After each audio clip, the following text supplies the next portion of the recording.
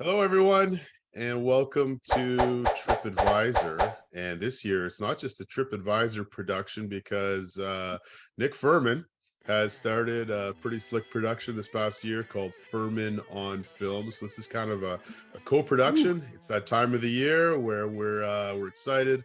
Oscar nominations are here. We're in the midst of award season. We've been scrambling to watch literally dozens and dozens of film, and today we're going to be sharing our favorite movies of the year.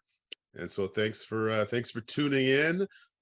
Nick, before we get rolling, just tell us a little bit about Furman on Film, the reason for that, and how people can track along with what you're doing. I don't, man, putting me on the spot here. I got to figure this out. Some have said it's the best new channel on YouTube. I don't know. It's around. The critics have. Some people have said that. Some have said that. In Some have said corners. that. Yep. Yeah. No, man, we have a hook every episode at the beginning. That's kind of just a crazy little thing to get people in it. And if you've seen the film, it's hopefully funny, or at least rings a bell. And then we just sort of share a synopsis, some likes, dislikes, and get into some themes, and then we kind of call it a day. And you're in and out in 10 minutes, and hopefully you find something you really want to see, or maybe don't want to see based on what I say. So we're having a blast doing it, and we're gonna keep going. So yeah, I know I speak for all of us to say I love it, love the work you're doing, and so check out Furman on Film. You can subscribe to the channel, of course, over my channel TripAdvisor. We'll have this video posted at both ends. And let us know, Furman, when we hit a movie today that you've already reviewed, because a couple of them I think you've already reviewed on your channel. Sure. So we'll refer people there for some deeper conversation.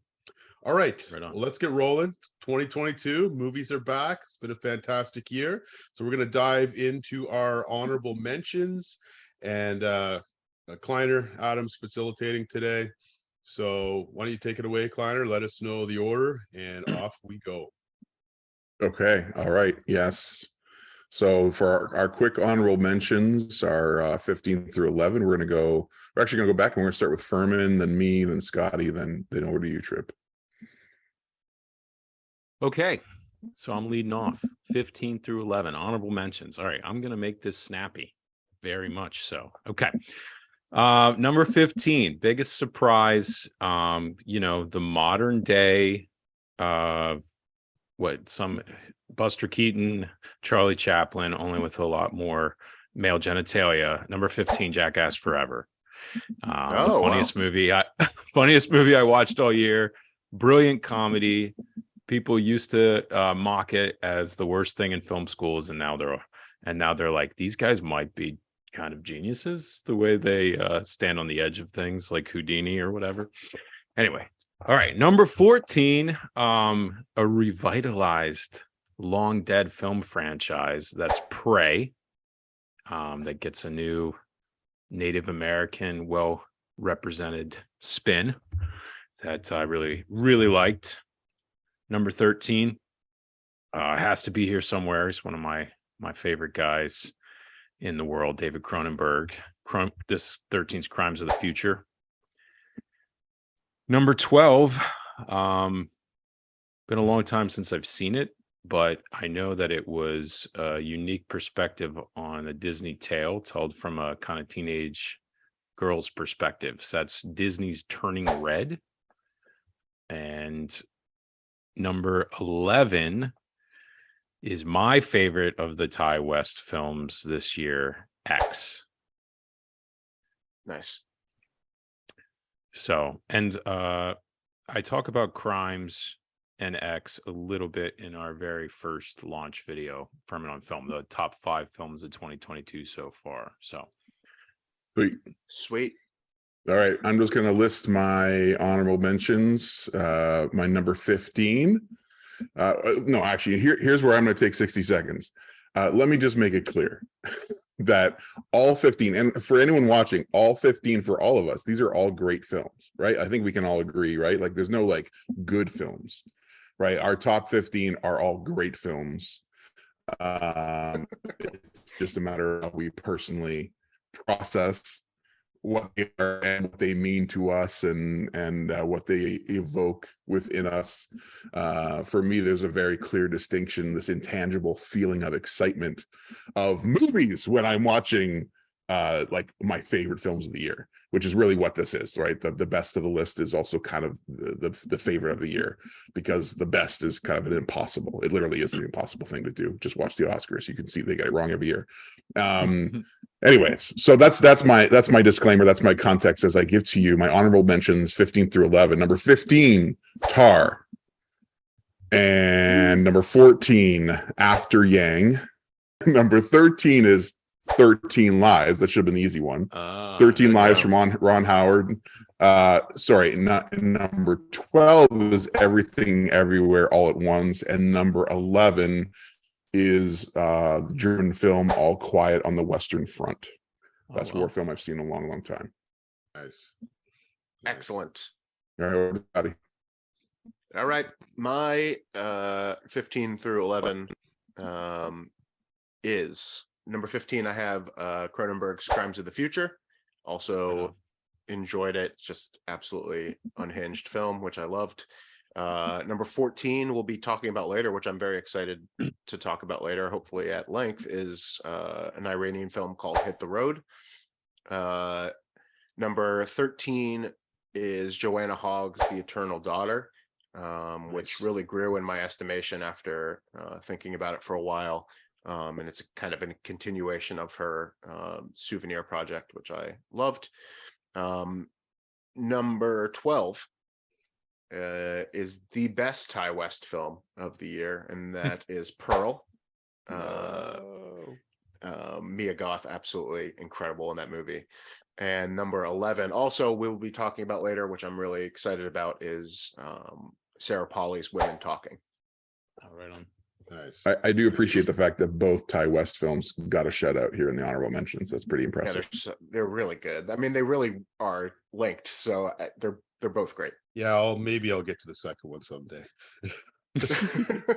Okay, my honorable mentions. I've got them kind of paired up here, different themes. So 2 honorable mentions, 2 small indie films with some of the greatest performances I've seen of the year. To Leslie, starring Andrea Riseborough as a Texas single mom, wins the lottery, squanders it, life spirals downward and struggles to find some redemption and healing.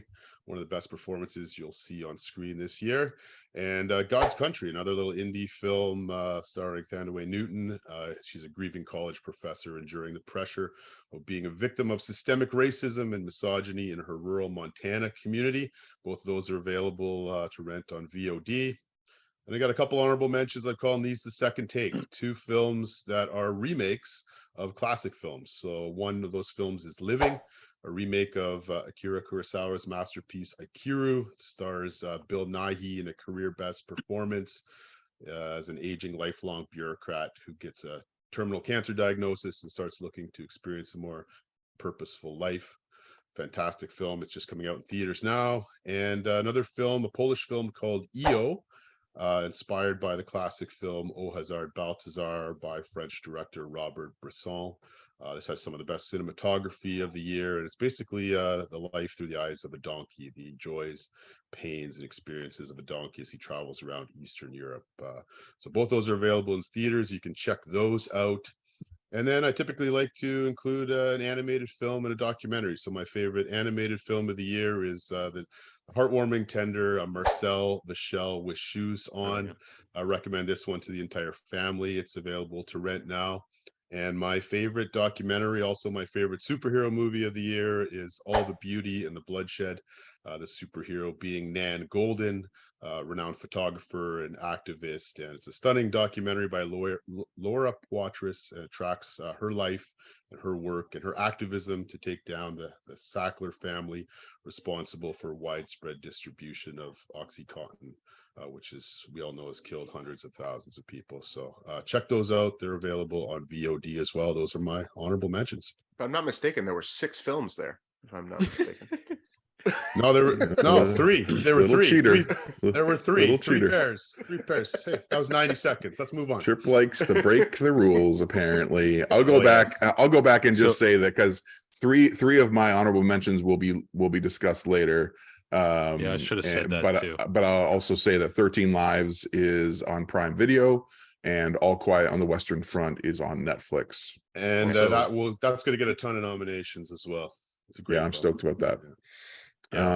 Yeah. So Furman, we're back to you, and you can start us off with your number 10. Start us off with number 10. So I didn't take a minute to say that we've already named about 7 films I haven't seen. So you know, this is we got to be playing some catch up here. Well, that's part of it too, for all of the films that we watch, right? Like, and for all the films that we love. You know, and our discussion off and on the last few months was this a great year? Was this not a great year? You know, for me, it still remains a mid-year, just because for me, like, I never had any 5-star masterpieces ranked, and that actually breaks my heart, because every year I have a couple of 5 stars that, like, it's just like, as I'm watching, I'm like, this is the best thing I've experienced this year. I never really had that, but I watched a lot of great films, and when I wrote them all out, it was 21. But then, as Furman's saying, like, there's all these other films, like, from each other's lists, as well as other ones that we know are award contenders that we just haven't been able to have access to, or just haven't been able to make the time for. And so yeah, I think access is a big thing for films, you know, like we talk about that, where you live in the country and stuff. People listening can probably relate. EO is one I definitely want to see. It's part of a holy triumvirate. EO the donkey, Gunda the pig, and Adriano's cow. So I'm really hoping for the biopic Old MacDonald this year will come out. Anyway, my number 10. Yeah, it's so good. No, this sets it up, because lame jokes are a big part of my number 10, so that's why I threw that in there. This is Ruben Östlund's The Triangle of Sadness. Actually, it's just called Triangle of Sadness. There's no definite article. It won the Palme d'Or award, and it's actually the second film of his. His last 3 films can all sort of widely be categorized as sort of satires or takedowns of, like, you know, rich people suck, I guess. And this one in some ways is maybe the worst of the 3. It's definitely not a perfect film, but it's tripartite. It's got 3 acts. It starts with a model couple just basically arguing over, like, gender roles and money and who pays for dinner, in, like, a pretty effective scene, I think. Then they go on this really crazy rich yacht, and hijinks ensue, and you've got an American communist and a Russian capitalist. It's kind of broad. I think the critique would be that it's a little on the nose, but when it starts going into its acts and tearing down sort of power dynamics and financial aspects of that, the way money affects power and societal status and things like that, and it gets into a third act that I think kind of gets a little long, but I like some of the ideas he's playing with and what he's getting after, and when it's humming, it's really humming. So that's why it's number 10 and not number 3. Not a perfect film, but kind of a blast. So that's Triangle of Sadness. I thought the third act was the best part of the movie, to be honest. I think the performance from I can't remember her name, but Dolly De Leon. Yeah, she's incredible. She is. She might get a nomination. Yeah. She's incredible, and that third act really works. She's so funny, and the situations they find themselves in is really funny. And I love the ending of it too. I thought it was really well done. Yeah, so I mean, like, the comedy of manners stuff, like, Buñuel's done that better. Like, Discreet Charm is better than this, but yeah, man, like, when he just lets it kind of fly, like Force Majeure, or what was the last one? Oh, The Square. I really liked. Like,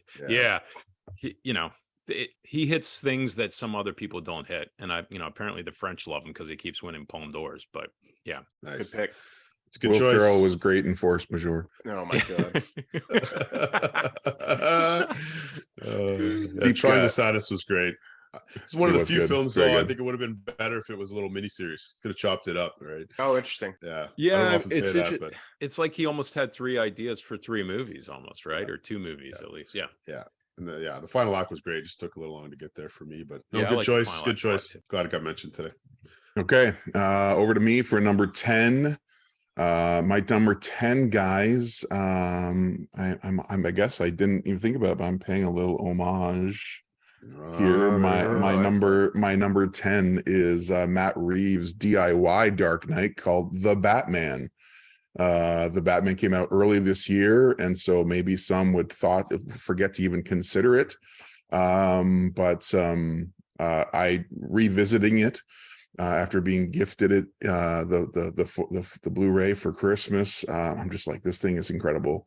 This thing is maybe a little overlong and overstuffed, but it's touching on greatness. And I would argue, as a lifelong Batman fan, that Matt Reeves's film gives us the best Batmobile, the best Batsuit, the best Batman, not to be confused with the best Bruce Wayne, which would be Christian Bale. But I think Robert Pattinson is the best Batman to date, and the second best Batman film, in my opinion, ever made, next to this one.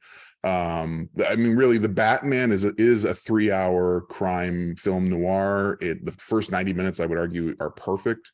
Yeah. Engrossing us in Gotham, in the grunge and the gangsters and the gothic architecture of this Gotham that they've created. And and because it's 3 hours, it feels like this exquisite crime novel, but also the way that it's shot and the cinematography. For me, just what was fun about it was the sense of, like, I feel like you could swap out the cowl for a fedora and you'd be watching a 1930s or 40s film noir. And then to bring it all home, Michael Giacchino's score. I don't know what it is about Batman, but every musical, every composer who tackles a Batman film seems to end up with something epic and memorable, something that, like, hits the zeitgeist. If you look back at all of the major Batman scores and all the greats that have touched it, and Michael Giacchino is the latest, and he does something very distinct with the piano keys, and I just love it. And it's a, I don't know if it's an earworm, but it's definitely been stuck in my head all year long. And so that's my number 10, The Batman. Nice. It's a good pick. I think the first half of the movie works like you said, it's perfect. I think it's so good. And then it feels a little bit like it's obligated to be a regular superhero movie in the back half. And for me, that's where it slows down. But it does something even though the back half, I agree, the back half is a little messier, it's doing something sociopolitically that's very different than any other any other superhero movie out there, right? So yeah, and Pattinson rules. Yeah, no, it's good. It's interesting you have your Fight Club poster up, because this is kind of like Fincher's Seven. I was thinking of Seven. It's like very a PG-13 like sort of related. Homage. Homage for sure. It's my daughter's favorite of the year. She loves all things Robert Pattinson. So if she's watching this, as long as she's watching this, so not Twilight, not Twilight. That's her go-to. I'm like, oh, Twilight again. Good pick. It's a good film. All right. Well, my number 10 is just on my list, which is not surprising. I kind of knew that it would be just on my list. But Nick already mentioned one of the satires from this year. And there's really a couple big satires this year, along with The Menu as well. But this was my favorite satire of the year. It's directed by Helena Rain. Am I saying that right? It's Bodies, Bodies, Bodies. Kind of a horror film satire. Kleiner. And in a year of really, like, well-regarded satire, I found this one to be the most effective. I think because it was just purely funny to me. It's funny because Rebecca, my girlfriend, she walked in about 30 minutes into the movie and she's like, how do you like it so far? And I was like, I don't know, it kind of sucks. And then the last hour plus of this movie just really got me. Like, it's just so funny. Like, the setup is almost annoying because these characters are just terrible. They're just the worst people. And so you're almost annoyed by it. And then, things start happening, someone dies and they're trying to figure out how it happened. And it just becomes this, like, takedown of, like, performative wokeness in a way that is so funny and so, like, right now. And I just found it so great. The cast is really good. I think the casting of Pete Davidson's maybe a little bit distracting, but the rest of the cast is so good. Maria Bakalova as B is so good as kind of our avatar and kind of the outsider. And then I think Rachel Sennett gives one of my favorite comedic performances I've seen in maybe like 5 years. She's so funny in this movie and has some of the most ridiculously memorable lines. There's a point where someone's talking about, oh, my mom has borderline personality disorder, and she's like, oh, I understand that because I have body dysmorphia. And so it's just that kind of like over the top humor. Right. The line I think that really got me into it is right at the beginning, and it kind of is the first joke that really landed for me, is when they're introducing the character of B. Someone asks, are you from Moscow? And she says, no, why? And someone says, Dr. Zhivago is my favorite film. And it's just this, like, these 20-something-year-olds being like, oh yeah, Dr. Zhivago, what a great film. And I just think it's really funny. The ending is just so perfectly done. And like, I think I saw it coming, but it just works anyway, because these characters are just so stupid, and it's really funny. And it was deeply satisfying by the end of it. And I was really surprised by it. I expected to have kind of a good time, but I didn't expect it to be my favorite satire of the year, and that it was. Bodies. It's a good 3-star film. It's really good. And Rachel Sennett, I mean, shout out to her. She's amazing in it, but she just made me miss Shiva Baby from was it last year? Like, she's incredible. She's gonna be appearing more and more. She's incredible. But she's so funny in this movie, so funny. You're right, man. Like, the characters, I hated them so much it actually detracted from the film, but I guess that was really the job. That was my problem. That was my problem too. I just never cared. The ending's really clever, like you said, Scott. Like, oh man, it's so. And then the ending, you just start like unraveling it in your head, and you're like, oh wow, there's actually like really deep stuff going on here too. Like, if we had spoilers, we could get into it. But yeah, man, it's. I said he was a veterinarian, not a veteran. That's a huge spoiler, but I laughed hard at that one. Yeah, the whole Lee Pace segment is incredible. Yeah, Lee Pace is great too. Yeah, he's a very ugly guy, but he's hideous. Yeah. I'm like deer in the headlights because I didn't get to this one. Oh no! You guys are, I'm way over my horror movie quota for the year, thanks to you. It's not really a horror movie. It's not. No, it's not a horror movie. It's satire. It's more of a comedy. Satire. You would like it better than X, that's for sure. Yeah. I'll give it a look at some point. But I spent a lot of time outside of Hollywood, and so I am here to let the masses know that there are plenty of good international films that you can check out this year. And so my number 10, we are going to touch down in South Korea. I love all things South Korean. And my number 10 is a movie called Broker. It takes place in South Korea, but it's directed by a Japanese auteur, Hirosaku Koreeda. And this is his first time he's actually set a film in South Korea. So I was very excited to see this. Saw it earlier during festival season. It stars actor Song Kang-ho, which most people will be familiar with from Parasite. He plays the role of one of 2 employees who work for a church that has a drop box where unwanted babies can be dropped off. And I actually saw and experienced this when I lived in South Korea. So it was very personal for me.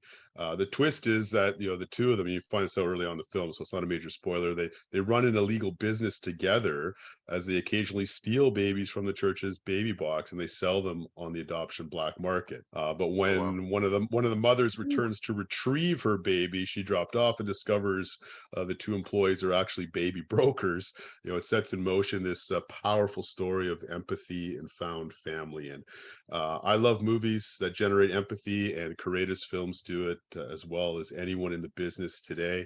I think this is one of his best movies. It's an empathy generating movie which brings together radically different people, puts them in a difficult, unique situation, and we have the pleasure of watching these strangers become a family over this 2-hour runtime. It's a beautiful film. It's one of Koreeda's best, and it's my number 10. It's Broker.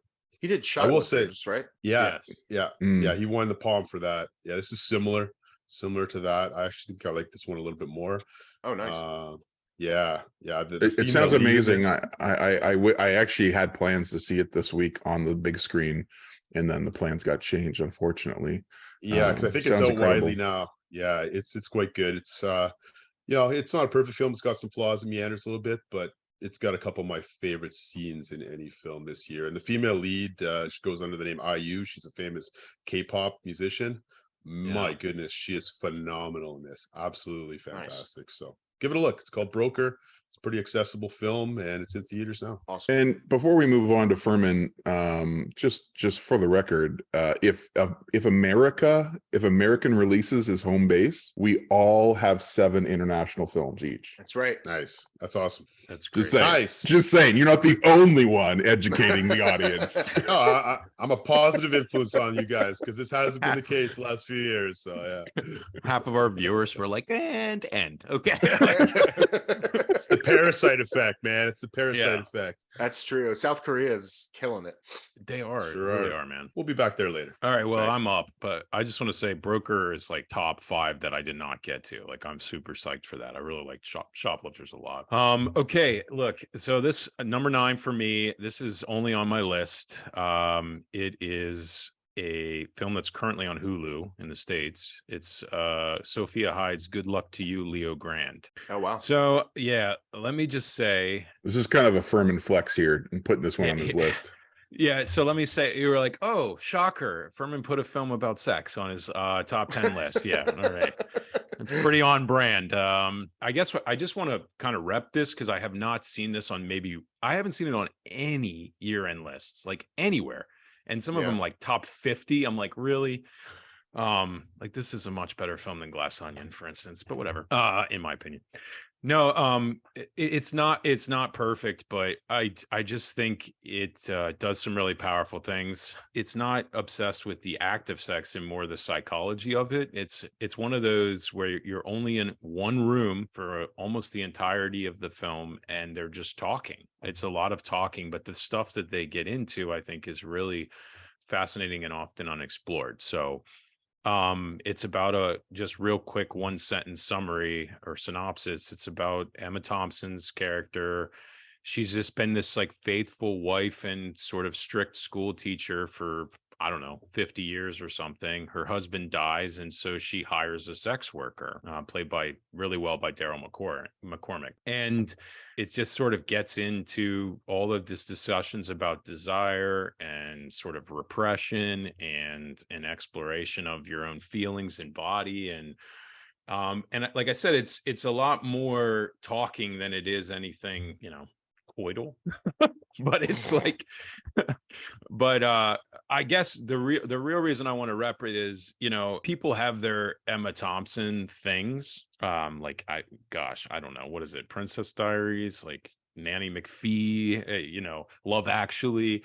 This is the best I've ever seen her. And it's so freaking brave. I mean, I know Tripp can back me up on this. Like the stuff she does in this movie, the honesty, the physical aspects of the performance are, for a woman nearing, I don't know how old she is. She's at least in her 50s. It's just so bold and courageous. So, and it's genuinely good. I think the film sort of stumbles as it's rounding third into its third act a little bit. And that's why maybe it's not being repped on year-end lists. It's not perfect.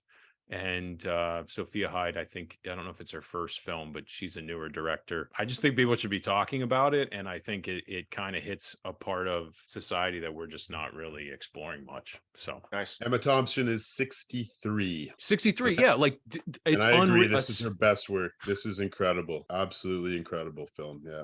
And she's BAFTA amazing. gave it some love. Both leads got nominations Right. at BAFTA. Yes. Right. So that's it is right. getting Okay. some love there. So hopefully, and it's on Amazon Prime, I think. Yes. It's on or Hulu as well. Yeah. Okay. Oh, Hulu there. Okay. Yeah. So But it's available. I mean, it sort of shows how prudish the U.S. society has gotten a little bit, I think, in terms of like the way we explore film, that this isn't being talked about. But so there you go. I think it just came out too early in the year. I think that's more because typically Emma Thompson is beloved and I mean she's been several times nominated for an Oscar. So maybe it just the release was working against it. I think the marketing. I think they were let down by the marketing of this movie because it really missed me. It really missed me completely. I think so too because I know Angela Bassett, the love she's getting for her performance this year was great. Like I put Emma Thompson ahead of that performance for this movie. Yeah. That's debatable, but it's I also, agree. Sometimes it's timing and marketing. It's also audiences, right? Like this is a very smaller audience, right? Mature R-rated audience, right? So, did you see brave film? Yeah. With Kate and I both, we loved it. It was really well done. Yeah. Very thought provoking. Okay, awesome. That's your number 10. Number 9. I'm sorry, you're starting us off on 9s, right? Yeah. Okay, so over to me for number 9, and thanks to Furman.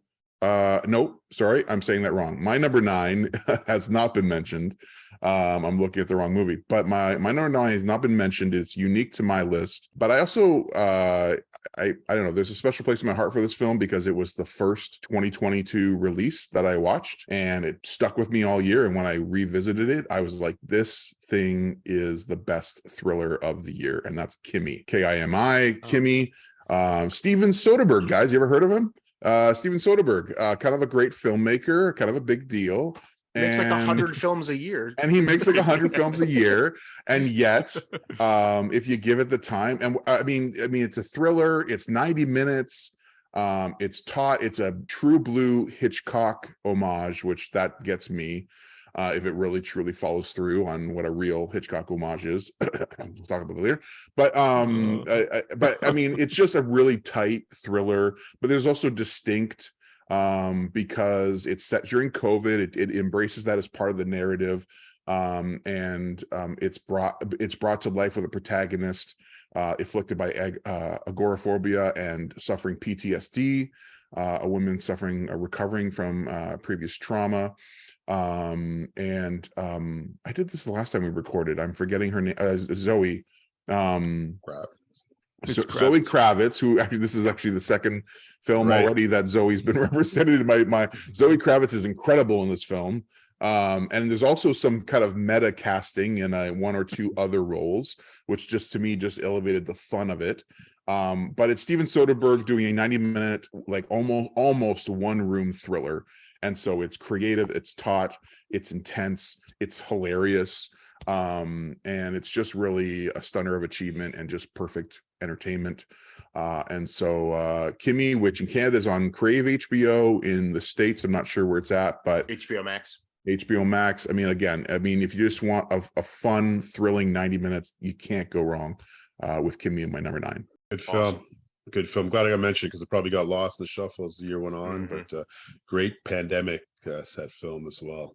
Yeah. Awesome. Cool. My number 9 is a film that all of us love and are very appreciative of.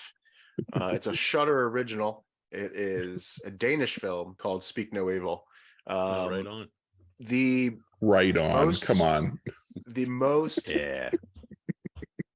disturbing movie that I saw this year by a lot. I think one of the most original horror movies I've seen in a lot of years. I think the first time I watched it, it didn't fully work for me. I appreciated the swing that it was taking, and I appreciated what it was going for, but it kind of lost me in the third act. And then I rewatched it again recently, and it connected for me a little bit more. At least the intentionality connected for me a lot more.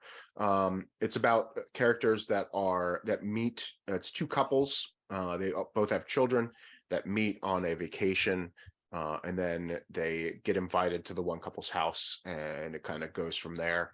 It is a horror film, and you know it's a horror film from the beginning, so you are expecting the worm to turn the whole movie. So you're expecting something to happen. So what happens in the movie isn't necessarily particularly surprising, but it is increasingly infuriating as you go.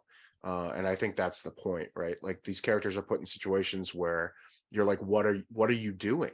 How can you behave this way? Why are you allowing this to happen? Why are you saying this? And I think it's really kind of a treatise on civility and boundaries. And in a way, it taught me kind of something about myself. Like, how far are we willing to go for civility? You know, like, how far will we just allow people to do whatever they want to us? And, you know, the best line of the movie, and it's a bit of a spoiler, is, you know, they're asked at the end, why are you doing this to me? And he says, because you let me. And it's just it is a gut punch of a line and a line reading.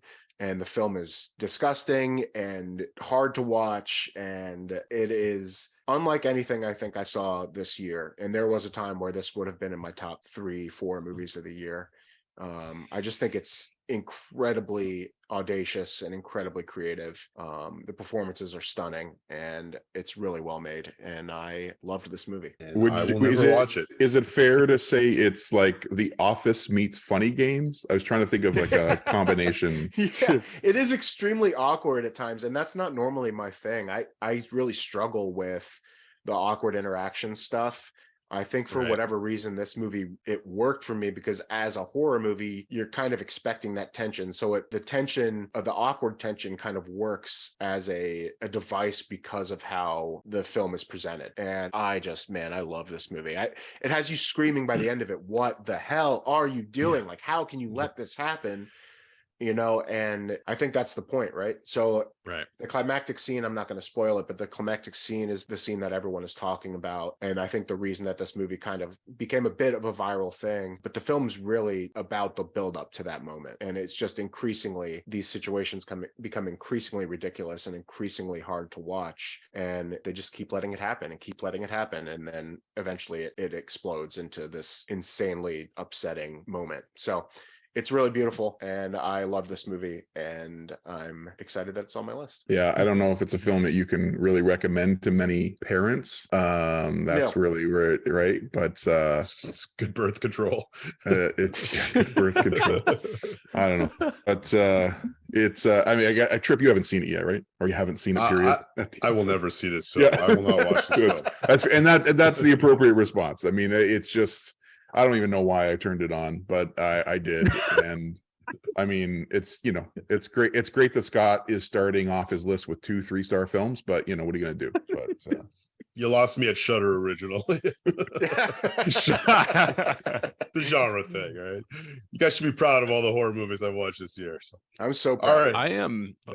I'm proud of you, man. You did great. No, I think it's about intentionality, right, Scott? That's like you said. That's the thing, because I think I texted you guys the next day. Is like I was genuinely pissed off after I watched it, and I'm not usually like offended. Scott's like offended Nick is a new one. Like I was like, and then I think I even wrote my review, and I was like, I'm writing it 3.5, but this is definitely at least a 4-star film. I'm just still so pissed off about what happened. I can't. And then you start thinking about intentionality. You're like, oh, okay, so this is why they did what seemed illogical, basically. Yep. All right, number 9. We're off to Ireland for number 9. What a year for Irish films, I tell you. Feckin' wonderful year. No, it's not the Banshees of Inisherin. This is my surprise inclusion of the year. A beautiful little quiet film called The Quiet Girl. Every year I try and watch as many of the shortlist international films as possible, and this is the first ever Irish film to make the short list. So it's already making history. Wow. It got a surprise BAFTA nomination for screenplay, which was shocking. And I was so excited. I got to this film. I know, Kleiner, you just got to it this week as well. The Quiet Girl, it's getting a lot of love. It's just a gem of the film. This plot is about it's a stripped down, simple family drama film about a girl living in a dysfunctional family, and she goes to live with some relatives for the summer. And during her time in her new environment, both her and those giving her care experience some deep healing and transformation. And as the credits were rolling in this film, and I revisited it again this week, I was wiping away tears from my eyes and streaking down my face. And the phrase that came to mind after watching this movie is the cliche "wounded people wound people," which is certainly true. But in this film, I was reminded that in the right circumstances, wounded people can both find healing together. And this is a family film. Unlike Speak No Evil, I can recommend this highly to families to all ages. I hope more people get to see this film. It's just got some beautiful cinematography. I think, especially watching this in the middle of a harsh winter here in Canada, just seeing the lush Irish landscapes, quiet music, and just some wonderful child acting in this as well. Fingers crossed this gets a surprise nomination. I should say, we're recording this right before Oscar nominations, so when you the viewers are watching this will all be said and done. But I do hope people get to see this film. I think it's available on VOD now, and hopefully you check it out. It's fantastic. Kleiner, any thoughts on this? You just watched it? The Quiet Girl is an incredible film. I mean, I literally watched it yesterday. There was probably a solid hour where I was like, this has got to be in my top 10 or sorry, my top 15.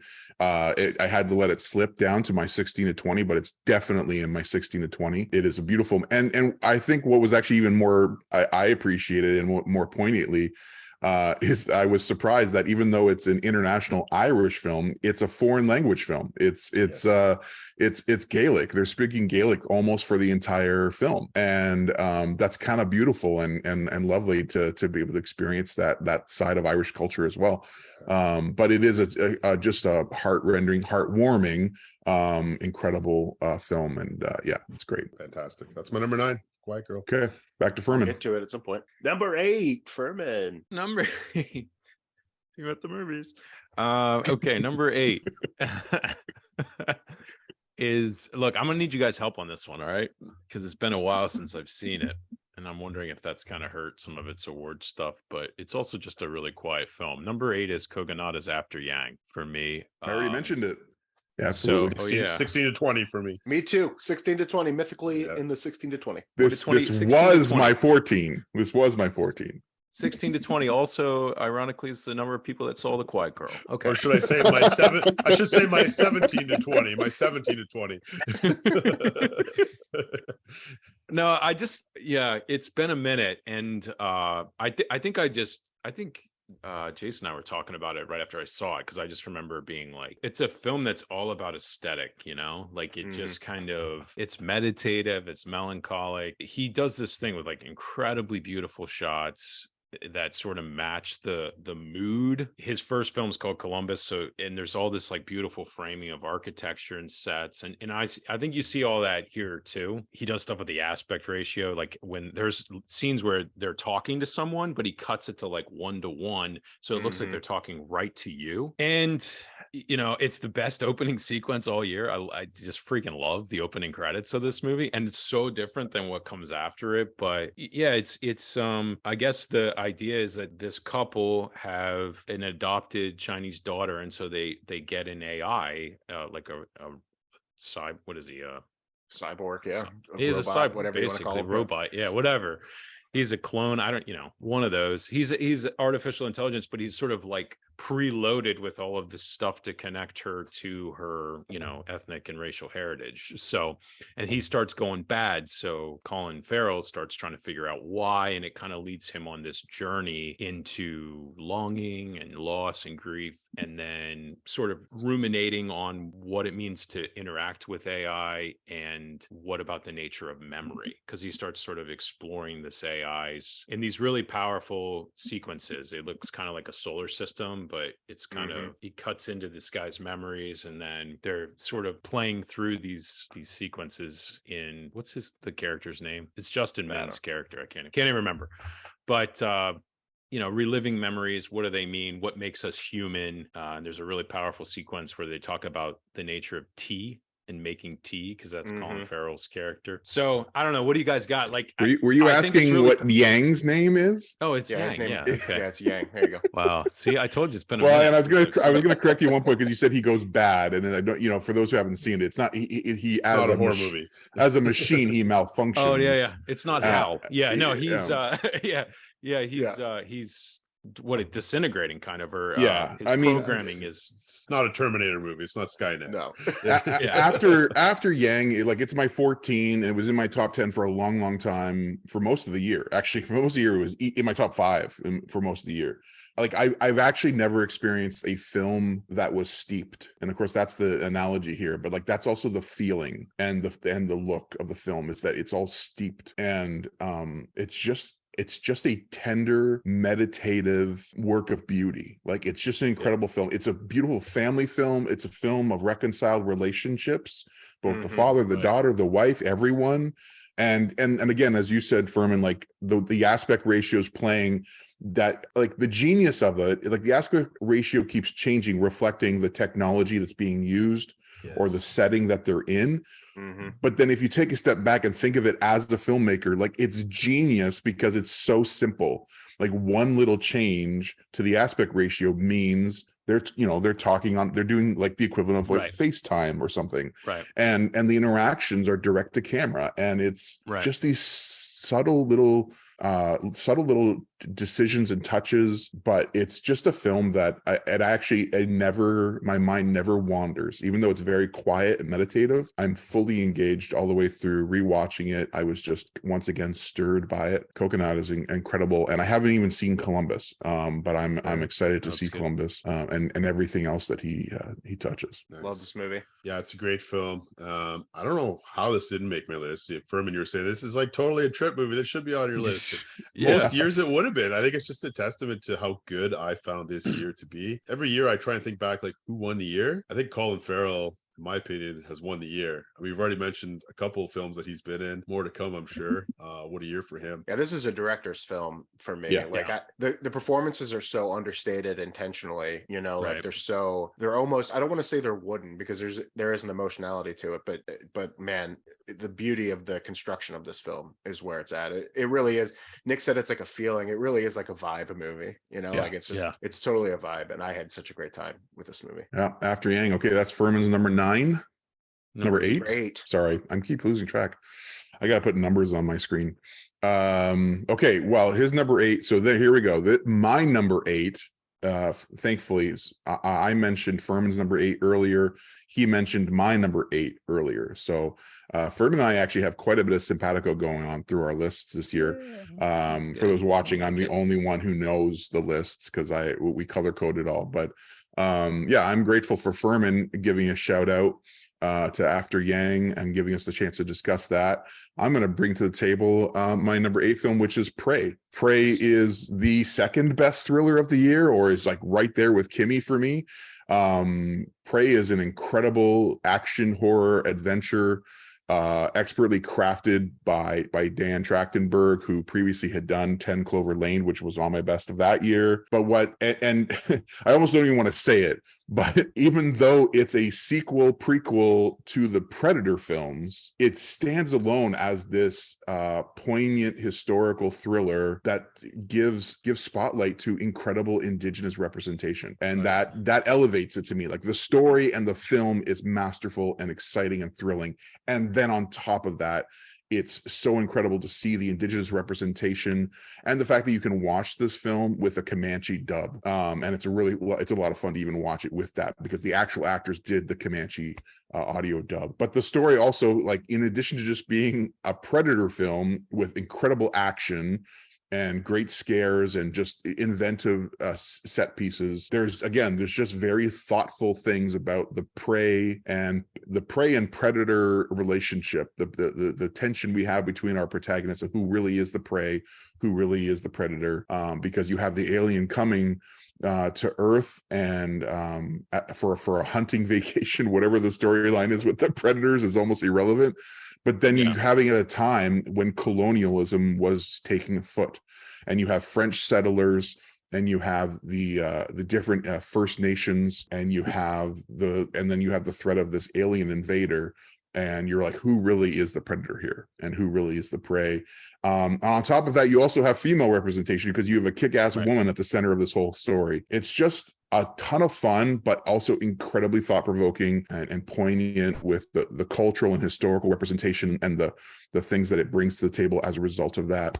And Prey. I love that film. It's my number 8. Furman, you love this film too. Yeah, I mean, I think you really hit just about everything about it. I guess the only thing I would say is, like, I think it's incumbent upon us to say just how bad most of the Predator sequels are. Yes. Like, I consider the original Predator to be like maybe one of the 5 best action films ever made. And then, they made a bunch more. Like, I mean, some people will ride for the Adrian Brody one or whatever, but I mean, like, it's just not really good. This is actually a standalone, really good action movie, man. And then when you put in all the native stuff and her the fact that it's a female, but not only that she's a female, but she's sort of questing for place in this tribe and fighting against her own gender roles within the tribe. And yeah, dude, it's just like real. It's genuine. No, like, no, they made a good Predator movie. And like, no, really, they made a good Predator movie. Like, and I love the original Predator, but because more thoughtfulness went into this, like, to me, it is better than the original. Because I think it's some more art. I'm never gonna have a discussion about the original Predator as much as that movie kicks, right? But this one actually gives you something to talk about and reflect on, and in addition to being an awesome action movie. Yeah, it takes like, you know, the meme of Arnold and Carl Weathers like that, and instead replaces it with like a sleek modern thriller, you know? Yeah. So thank God we got another Predator movie, just what the world needed. I'm really pumped about it. I do thank God for this film. This is a great film. This one surprised me. Setting it in during colonialism was a masterstroke. It makes it more thought provoking and sets it apart from definitely all the sequels. Yeah, we didn't even mention that, the way that the French like settlers come in, and that's really cool stuff too. The predators become the prey. Yeah. Exactly. Yeah. No, all right, that's my number 8. And so now we're back to Scott for another 3-star film. Let's do it, Scott. All right. My 3-star masterpiece will actually come up again later, and it's not 3 stars. It is much higher than this. It will come up later, so I don't have to talk about it now. It's Park Chan-wook's Decision to Leave. Looking forward to talking about that later. Woo! 3-star film. Hey, I know. Living my truth, guys. 3 out of 3. Are you even a Hitchcock fan? Like, geez. We'll get there. Do you even lift, bro?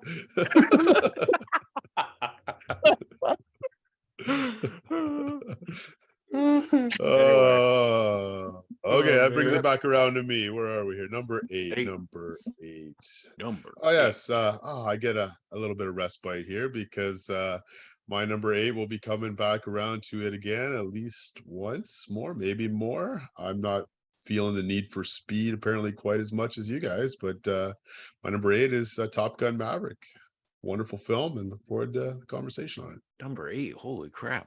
Yeah, that's the first time it's mentioned, apparently. I don't know if it'll be mentioned again, or, you know, but probably not. It might come up.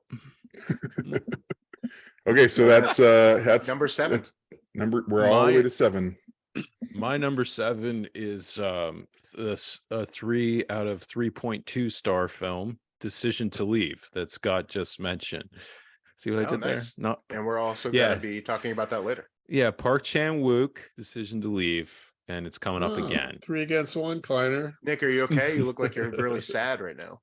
No, I'm feeling very happy. It's Park Chan-wook's film. Should have been called Decision to Love. Bam. Okay, so my number 7, you guys are just passing the buck here, and we're coming back to me. And my number 7 is another True Blue, unique to my list. Although thankfully someone had the courtesy to watch it very recently, and so might help with a little bit of discussion. But you can find this little American indie film that premiered at Sundance and is available on Amazon Prime called Emergency. Emergency is, I think the best thing I will say about it is that it's one of the best screenplays of the year because it does this incredible thing of balancing multiple genres.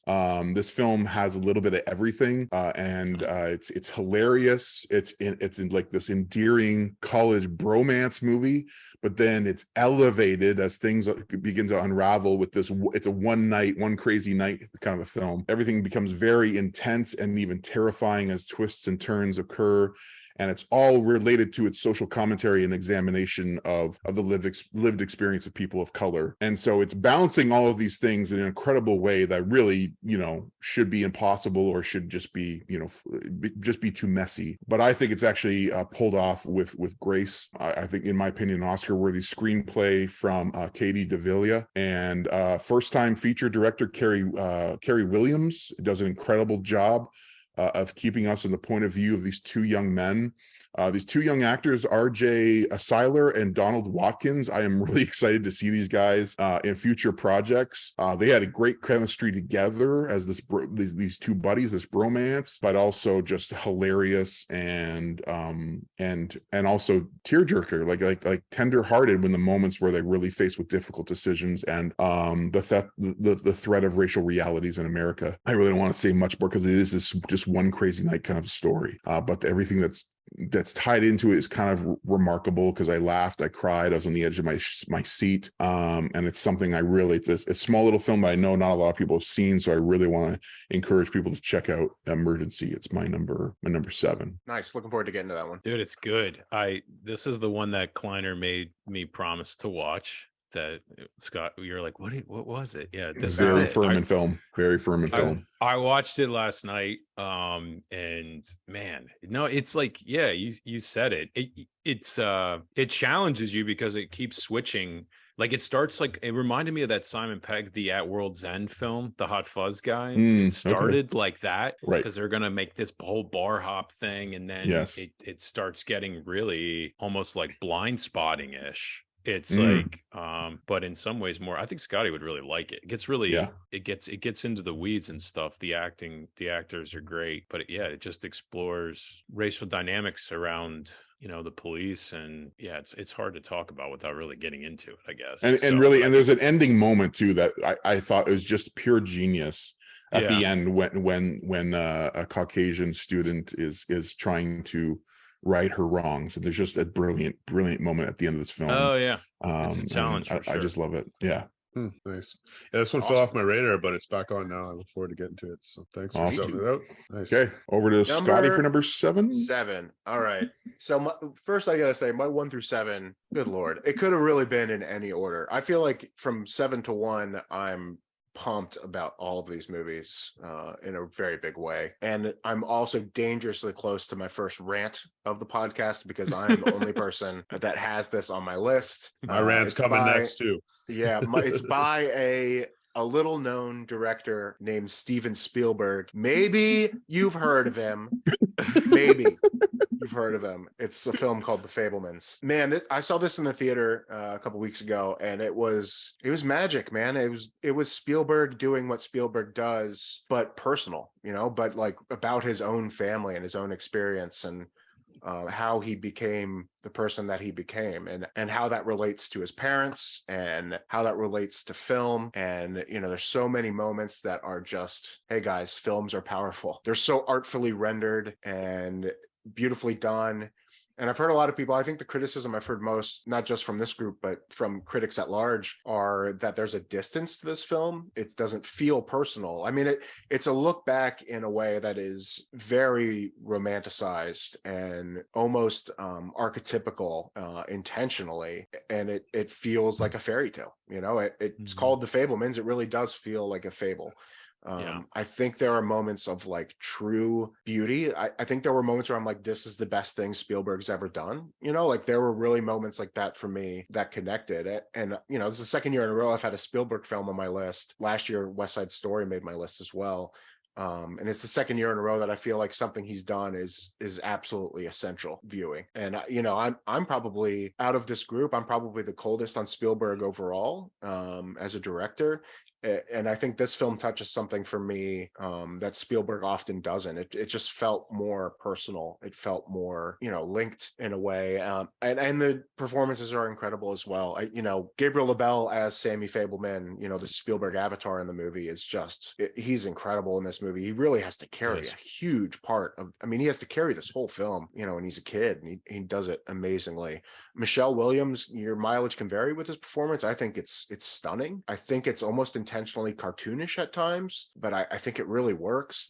The moments of emotional clarity in the center of this film with her are just really beautiful. And I think Paul Dano is understated and really well done in this movie. And then the other person I really want to shout out, with really not getting the love he deserves. I think a lot of people really like this performance, but he's not getting the award recognition that he probably deserves, is Judd Hirsch with a small Yeah, he's great in this Yeah, it's movie, good. and just a 10-minute sequence. Yeah. This movie is extremely on the nose. Like it's not subtle with what it's talking about. You know, like movies are great. Movies are great and life altering.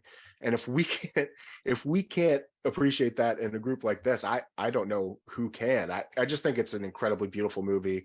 The final sequence of this movie is wonderful. My favorite closing shot of any movie as well. Just it left me smiling and emotional at the end, and it was a powerful movie. It just made me love movies more than I already do, and I'm really grateful for this movie. I think we all agree it's a very good film. Absolutely. I think we all love this film to some degree or another.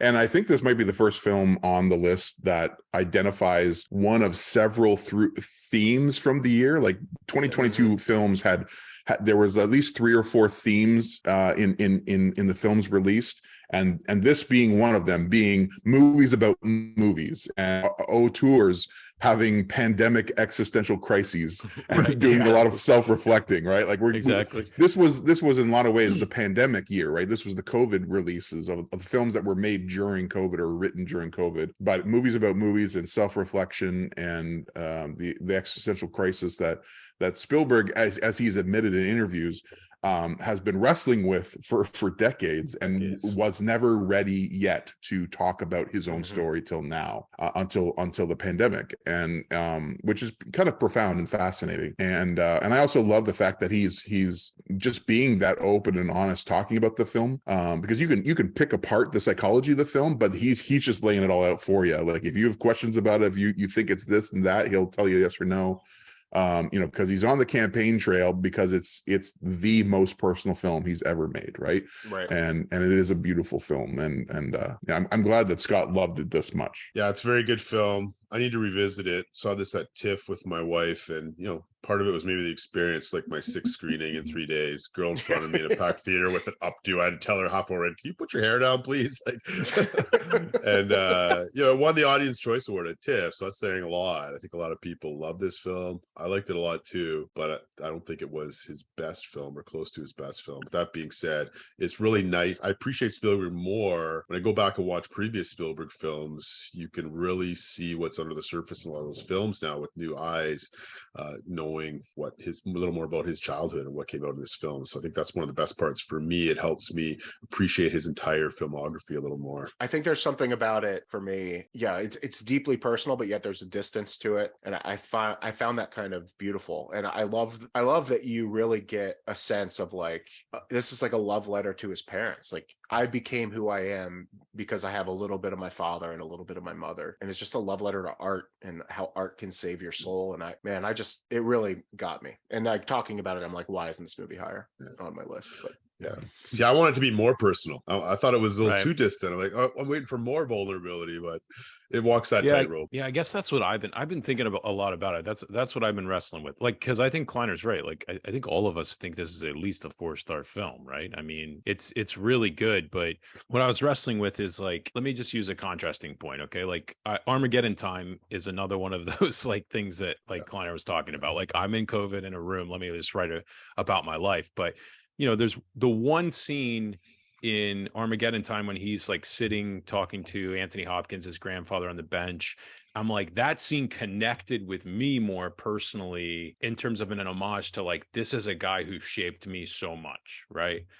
Because of it, it's just, there's just these like personal details and stuff. Whereas so I guess the question with the Fabelmans is like, is it more personal when I saw him own self just sort of leaking out in Close Encounters or E.T., or like when he actually took the time to sort of like curate and shape a fable about his life? You know what I mean? I guess there's just I kept going like, wow, this is amazing, this is powerful, this is like so well made. Like all of the times when he's making movies in the Fabelmans, like the cast is running around and the camera and the pins in the to create the light, like there's so much craft and care, and it's awesome. But it's super personal to him, but it's like shaped into being personal, which then left me feeling a little bit further from it. And I don't know how to describe that tension. It's a Spielberg movie. It's a Spielberg movie. That to me, it's a form of pop entertainment. It's pop entertainment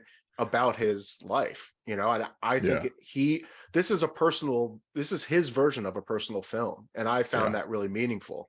It's meant to be consumed by the masses. So it's not, I don't want to say it's not like heavy-handed and artistic. It's really is like a pop culture film. That makes sense. When you print photographs nowadays, right, you have the choice of plain or matte or gloss. Like, I think Spielberg can't not gloss a picture. Right. Yeah. That's all he prints is glossy photos. And Furman, I think the comparison to Armageddon Time, the personal biofilm from James Gray, which doesn't actually appear on any of our lists, but I think we all liked it. We all liked it or loved it. 20. Armageddon Time is great, but it's a really good comparison, which I actually hadn't thought much about, because Fabelmans is a movie and Armageddon Time is almost like a documentary, right? And they're both deeply personal childhood stories, but one's less glossy. They're rendered in very different ways, right? Yeah, and that's a good insight. That's a good insight, Scott. I didn't even think about that, because we should say, like, the second act moved into like stuff with a bully, for instance, but it's like he can't stop being Spielberg, because in real life that's probably not how those bullies moments went, but he can't stop doing like fun not maximalist, but entertainment for the masses. And it's archetypes. Yeah, you're right. It's all archetypes. Yeah, you're right. Like, everything is archetypes in this movie. That's fair. Yeah, that's fair. So having seen the 3, and the other one is Empire of Light, which is all gloss and no substance, which is not a very good movie.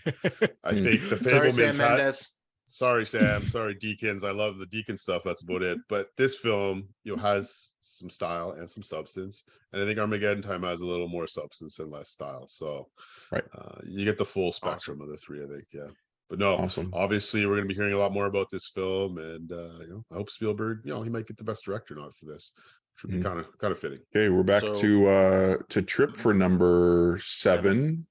All right, and I want Trip. I need you to know first. I need you to know sincerely, this is my number 16. Of course it is. No, but like it wasn't for a long time. Everybody's. It wasn't for a long time, but this is my number 16. This was the last thing I cut.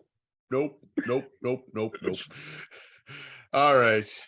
Well, it's ironic that I'm the only one that has this film, because this is a director who makes horror thrillers, which are typically more up your alley than mine. But Jordan Peele, he is now 3 for 3 in my opinion. My number 7 is Nope. We got to introduce Jordan Peele in the masterpiece Get Out. Us was a little step back, but still a very good film. But this is a very interesting film. I mean, this is a big sandbox for Jordan Peele to play in, and he's got some incredible playmates to play in that sandbox with. He's got Daniel Kaluuya, Keke Palmer, are both fantastic in this film. He's working with one of my favorite cinematographers, Hoyt van Hoytema. It's a big budget thriller. Speaking of Spielberg, Spielberg's fingerprints are all over this movie. There's a lot of homage to Close Encounters.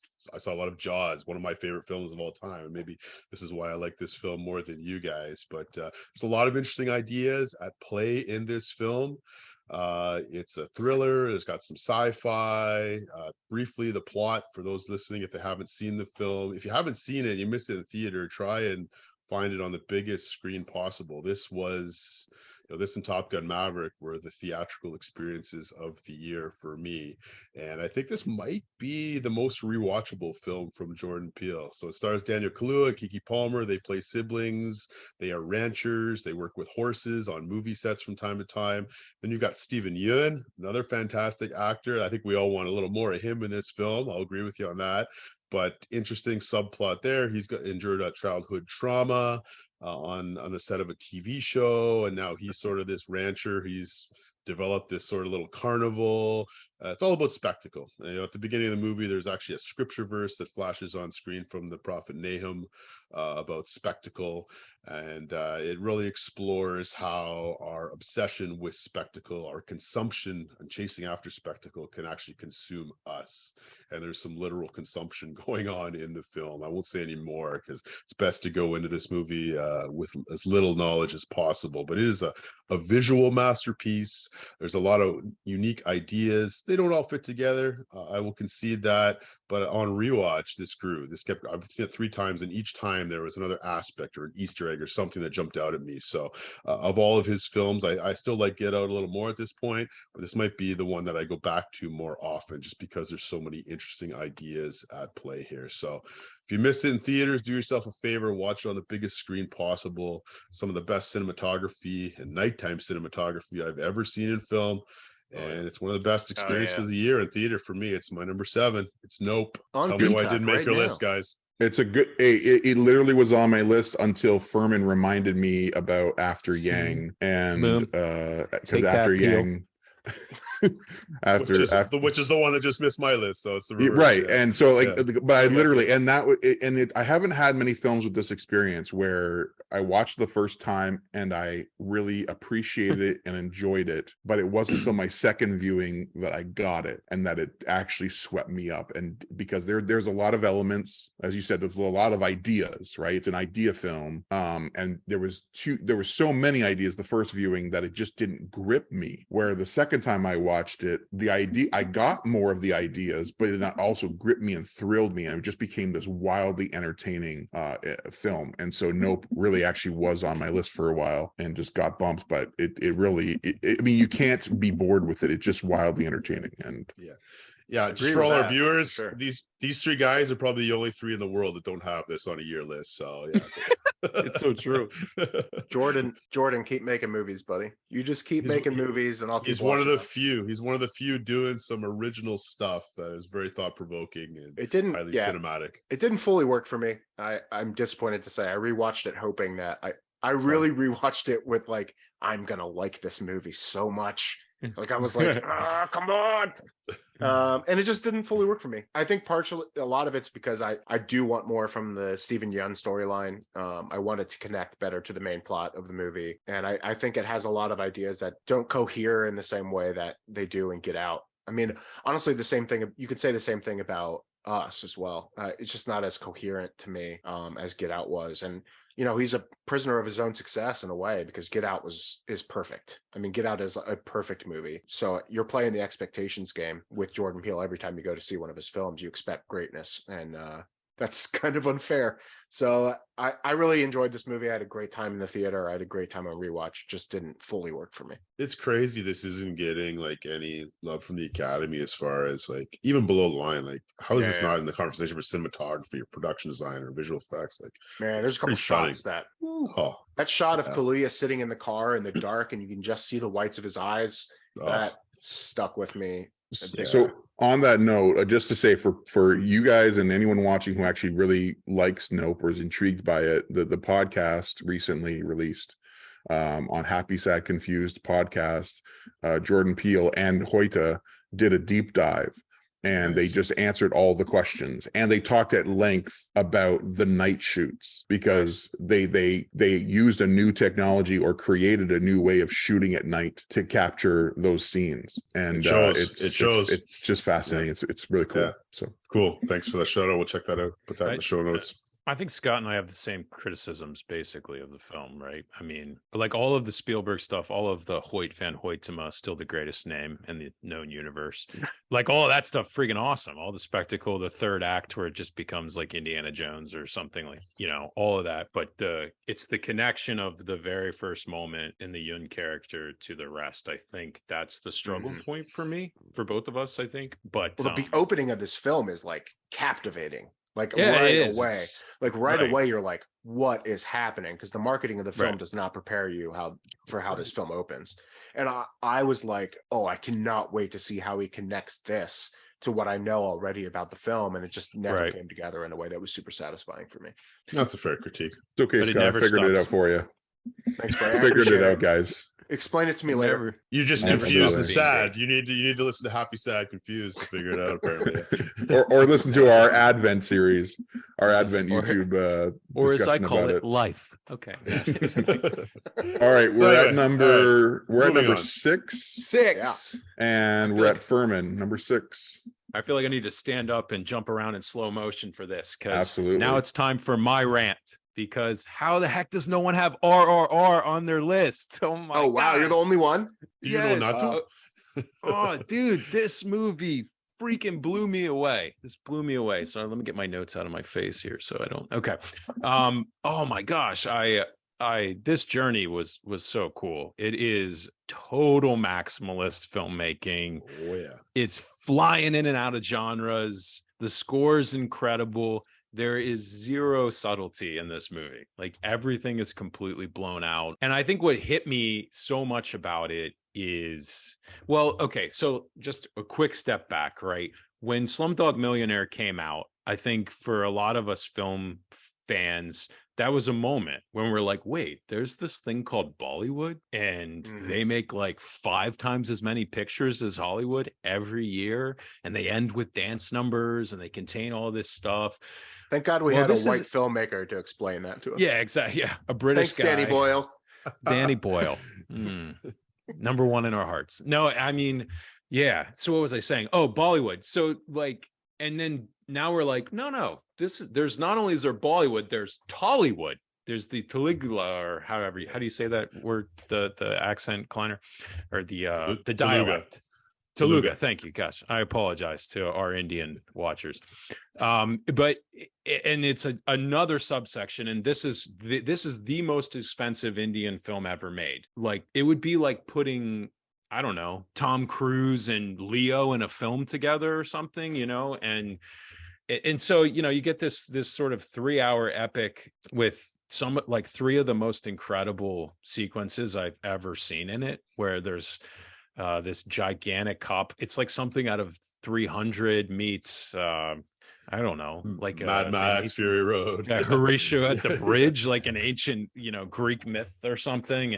There's bromance stuff and epic storytelling. There's a dance sequence in the middle that I like literally felt like I reached a higher plane watching it. Like it's just so freaking good. And I guess the reason I brought up Tollywood is because we just in the States, we can't make films like this. People would be like, actually, there's no subtlety or irony in this, and like we would just tear it apart for being 100,000% earnest, like and it just is. Gosh, what was I going to say? There's little things here and there that, there's just too much slow-mo, in my opinion. I'm like, okay, guys, we get it. Like, slow it down again. Another fight sequence, slow-mo. And could have been 2 hours instead of 3. Yeah, and it just keeps doubling down on itself. It's like, we're an hour and a half in. Okay, here we go. Origin story. Let's just tell it with rifles in a village. And then they just do it for 20 minutes, and it's like, I don't know. So you did like it, though. You did like this film? It's your number 6? It just, okay. It won me. You're talking yourself out of it. It just completely won me over. No, I'm saying it's great. It's completely earnest, and you also did like all the things that are mixed into the pile, and it's like the icing on the cake is that it's also this mythical, magical takedown of colonialism. Like you've got the British Empire there it's literally like it's like the Nazis in Indiana Jones, and here it's the British Empire in India. And it's just, it's comical and entertaining, and then you're just like rooting for them in the takedown and it is a magical, mythical, and incredible, wildly entertaining film, right? I think like the Fablemans, we all enjoy it to some degree. Scott, did you get to this one yet? I didn't get to it. The only reason I didn't get to it, I told Kleiner yesterday, I was like, I was going to watch it last night, but I was like, I'm afraid I'm really going to love this movie and it's going to mess up my list. So I didn't want to watch it. So I will watch it. I will watch it soon. Yeah. Nice. And they do the Annette thing, they were like, they sing what's happening. They sing exposition. Like there's that's why I didn't make my list. There's this extended like 10-minute sequence where they're like, one man from here, one man from there. Will they love each? It's like a meet cute kind of. It's crazy. I just loved it, man. I had a great time. Like I will be pissed if this isn't nominated for Best Picture. I just will be. I mean, fighting maybe for that won't, 10 spot. I know. Well, it didn't even get the Indian submission for the Oscars. Yeah, weird. That's wild. Surprising. But the actual one is quite good. For me, this is a kitchen sink film, so maximalist. There's only room for one kitchen sink film on my list, and you'll appreciate the other one I included. So it's very good. Nice. But good I think they tell stories different, and I think that's the way they tell stories. Yeah. And by the time you get to the last dance number, you're like, I felt privileged to like get to be a part of that world of cinema. because like the whole like movies, guys, or movie magic, like, dude, this movie had it more than or as much as anything else I saw this year. So Nice. Oh, awesome. Okay, that's your RRR is 6. Yep. number 6. Okay, so my number 6. Hey, and here's a little treat for our editor, maybe. My number 6 of the year, we discussed at length earlier in the year, which let's try this out. People, if they want to watch our midway of the year best so far list, they can watch it right here, or maybe here. But or down there. Ready for liftoff. They can Not so much link here right and right here. My number. So we've already discussed this film at length, and I encourage people to watch that video. So I don't want to take a bunch of time about it, but my number 6 is Apollo 10 and a half. Again, wow. A Netflix release from one of America's greatest auteurs, living auteur, Richard Linklater, which you guys don't love as much as me, and that's fine. But he had this film released on Netflix early in the year, and so it easily kind of got forgotten or lost.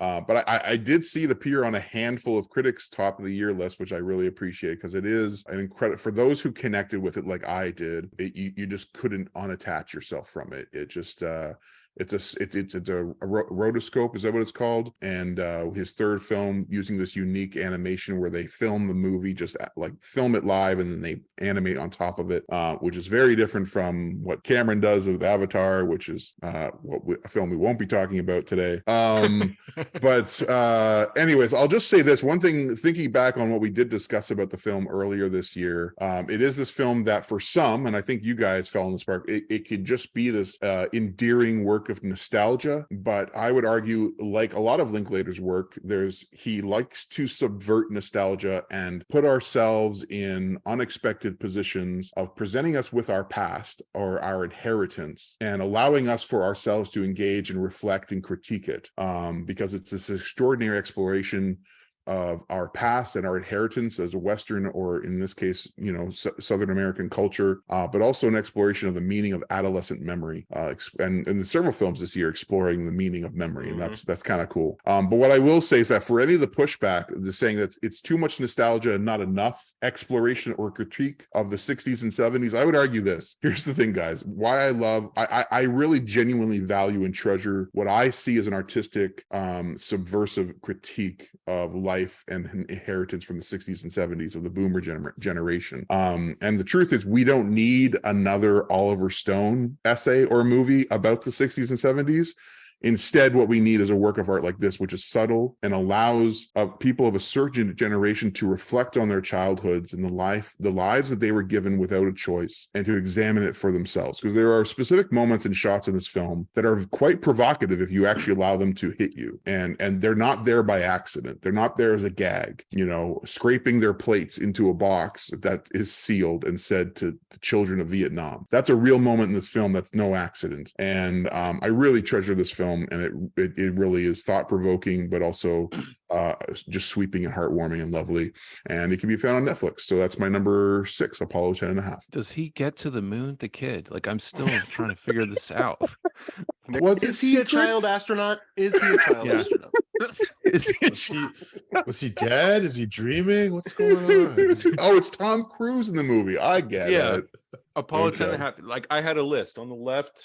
Pros for him going. All right, over to Scott for number 6. Number 6. So my number 6 will be talked about later, and I'm really looking forward to talking about it later. And I'm the first person to mention it, but I certainly won't be the last. It is a film by the Daniels called Everything Everywhere. No, you're the second person. You're the second person to mention it. Yeah. Kleiner had like 80. Someone else had it too low. You could argue that I had it too low. I'm arguing with myself currently about whether I had it too low. But I'm looking forward to talking about absolutely. It I had that same argument. Yeah. Anyway, great film. Looking forward to talking about it. Nice. Okay, number 6. My number 6, Kleiner. This is a great time to go for a pee break. All right, see you guys. Your coffee. Because my number 3-star 6 films is we're going back to South Korea. This is the great Park Chan-wook's film, The Decision to Leave. Nice. And this film just blew me away. Not once, not twice, but 3 times. See you later, Connor. Yeah, you can exit stage left. 3-star He's film. gonna play drums. I decided to leave. This film, I've been saying since I watched it, this is some of the best direction I've seen all year and in years, maybe since Parasite. What Park Chan-wook is doing in this film visually is just stunning. But this is not Empire of Light. This is not all style with no substance. There is a heartwarming story here. It's a crime film. It's a film noir. It's been panned as the most romantic erotic film of the year, which is interesting because those of you familiar with Park Chan-wook's films, Old Boy, great film, gratuitous violence coming out the wazoo. The Handmaiden, steamy lesbian story, like, you know, they got their clothes off for half the movie. There's no gratuitous violence, there's no gratuitous sex, but the mood, the atmosphere that Park creates in this film, it's such an immersive escapist film. I was so locked in, even on rewatch. I couldn't take my eyes off the screen. The 2 leads in this film there's just magic. It's so magnetic on screen together. So you got Park Hae-il, he plays a detective. It's really a movie about obsession and forbidden love. He plays a homicide detective, and he's investigating a widow played by the beautiful and brilliant Tang Wei, and one of my favorite performances of the year, whose husband has mysteriously died, falling from a cliff while climbing. And we get these shots, and I'm going to shout you out, Nick, because you mentioned this in your Furman on Film video. You got a video dedicated to this film. There's a shot where he's at the bottom of this cliff, and he's looking up, and you've got this point of view shot, like out of the eye of the corpse, looking up to the top of the cliff, where you can see what looks like ants at the top of the cliff. Meanwhile, an ant starts crawling across what is his eyeball, the camera lens. Like, just shots like this are brilliant. The transitions from one scene to the next are amazing. There's times in the film where he's sort of staking out, watching her, investigating her because she's suspicious. You find out early on that maybe she's the one who committed the murder. So it's not really a whodunit, but it's a why done it.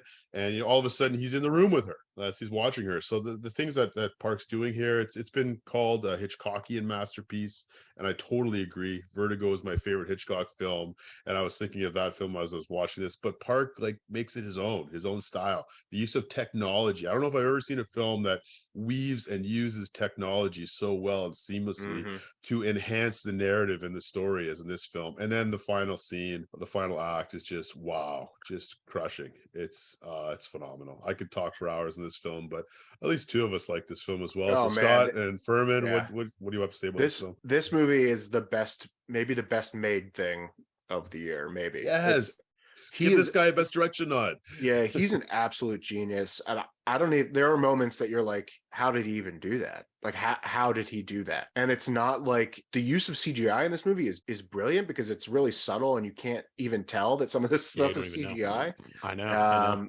And it's so genius. And I love the way the ending kind of flips the noir on its head a little bit and leaves you with something different than most noir films do. And I was so emotionally affected by this movie, even while not fully grasping some of the plot. And I think how it really does slip through your fingers almost. And I think that's intentional. I think that it's really hard to fully comprehend on first viewing. And I just found it I found it so fascinating and incredibly crafted. It's well said. Nick, I know you said your piece in your own video, but anything you want to add? Yeah, I mean, I did, we did spend a lot of time in our Furman on Film vid, so people want to check it out, recommend it. But yeah, everything you guys said is pretty much how I feel.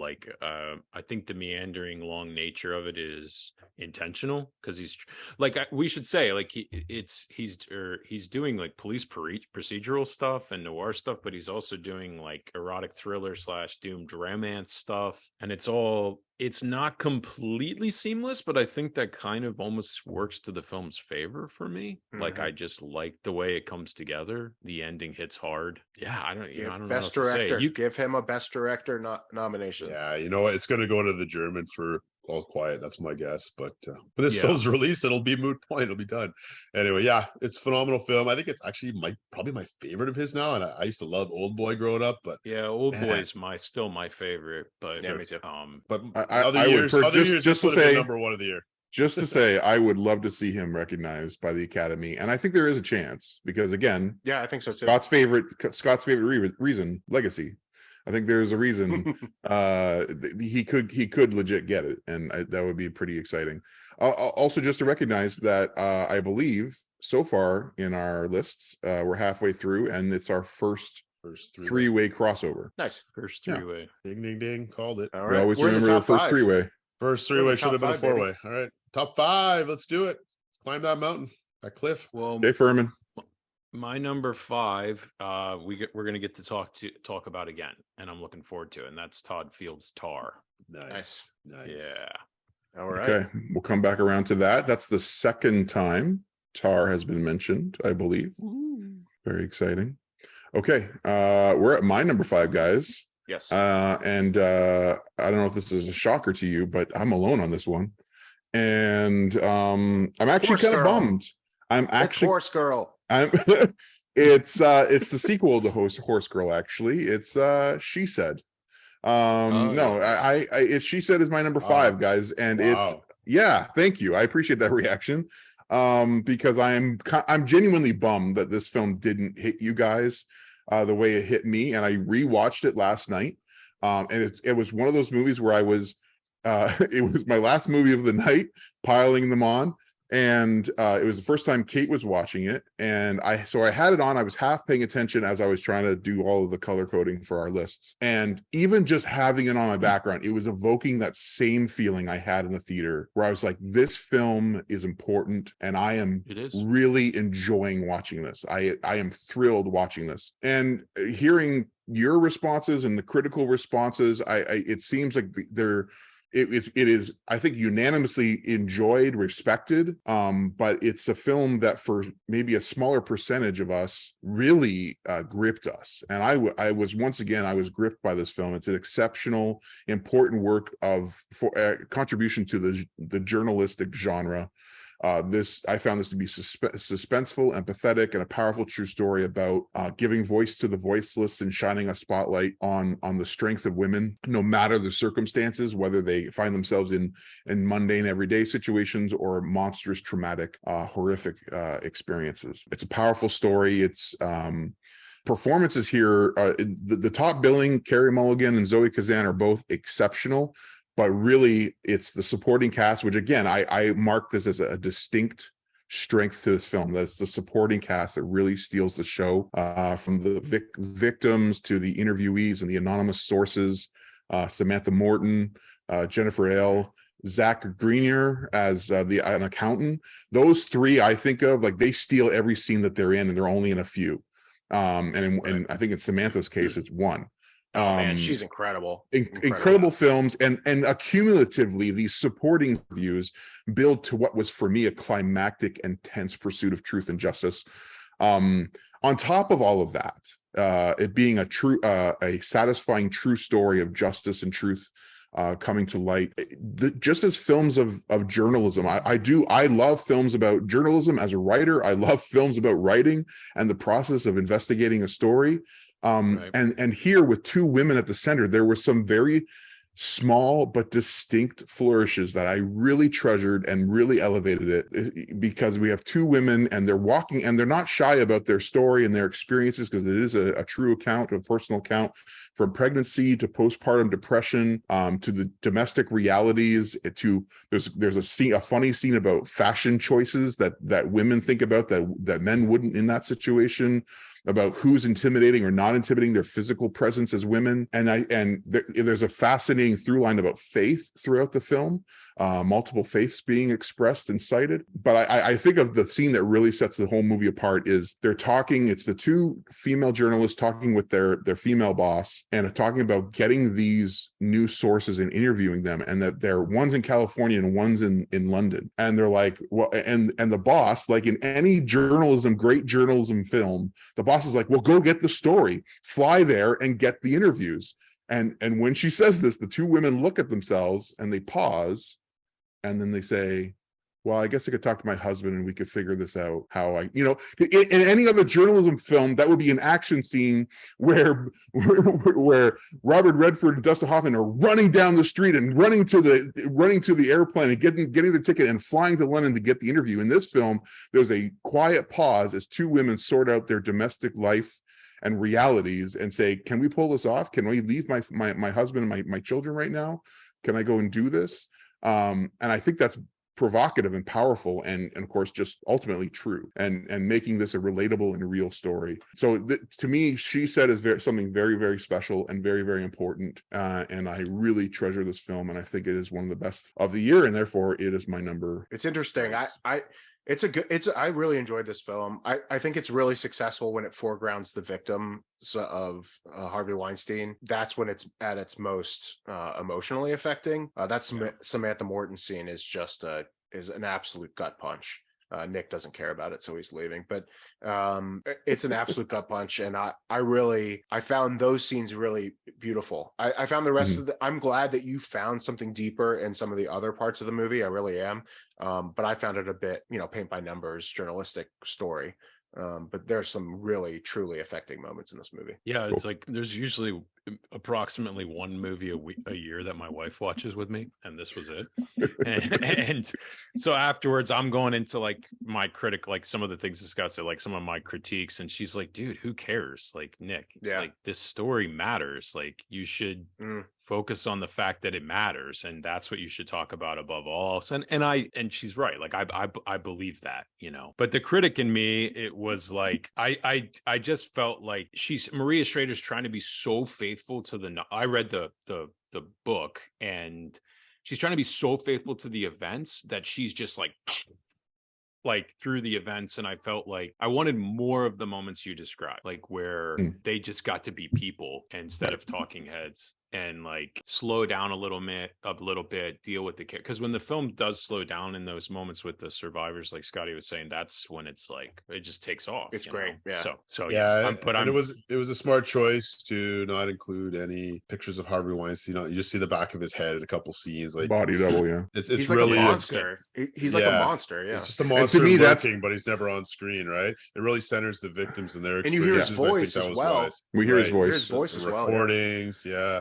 But see, and that scene is the most powerful scene to me, or one of the most powerful scenes, where towards the end, where it's a body double, so we just see the back of him, but the camera has a slow zoom on Carey Mulligan being in the same room with him and listening to him and his lawyer and his legal team, and it's a very long, slow zoom and shot, and all she's doing is looking at him back and forth in the room, and I found that very powerful and incredible performance. I thought the ending was great, really, really good, like really emotionally affecting. So it's definitely a movie worth seeing.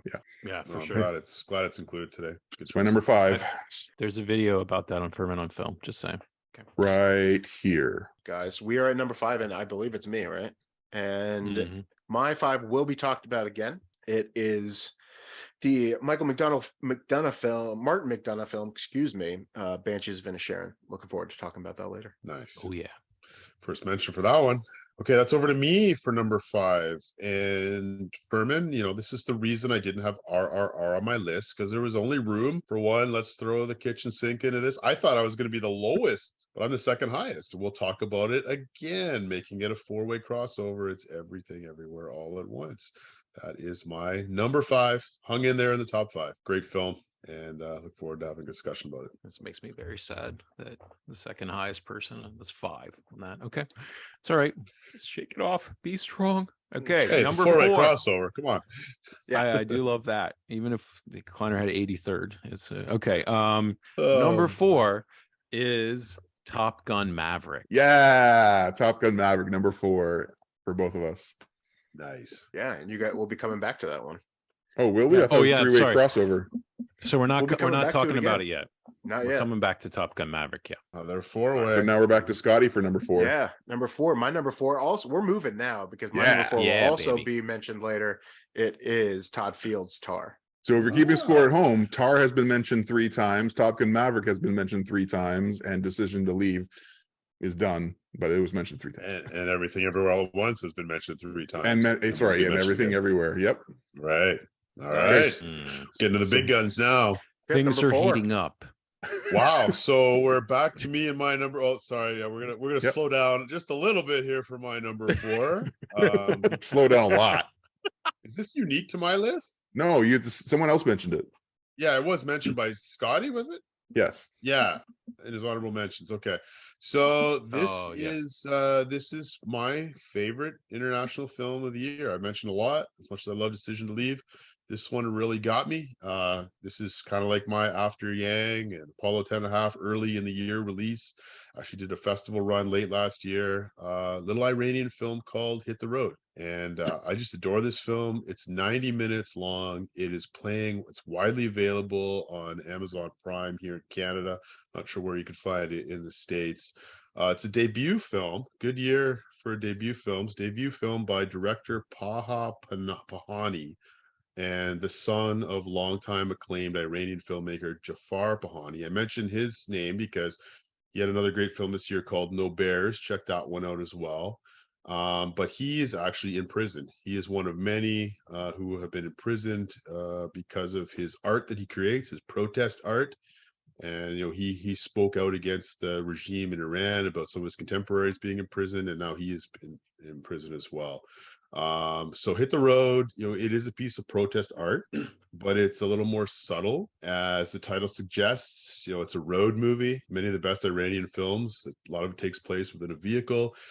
It's a road movie, and we follow this sometimes amusing, sometimes painful journey of a family of 4 in their attempt to get their eldest son out of the country. And it doesn't explicitly say why, but reading between the lines and knowing what's going on in Iran and the authoritarian government, perhaps he's being summoned for military service, doing some things that are morally against his conscience. And so they're trying to get him. They've set it up. They're meeting people close to the border. They're getting him out of the country.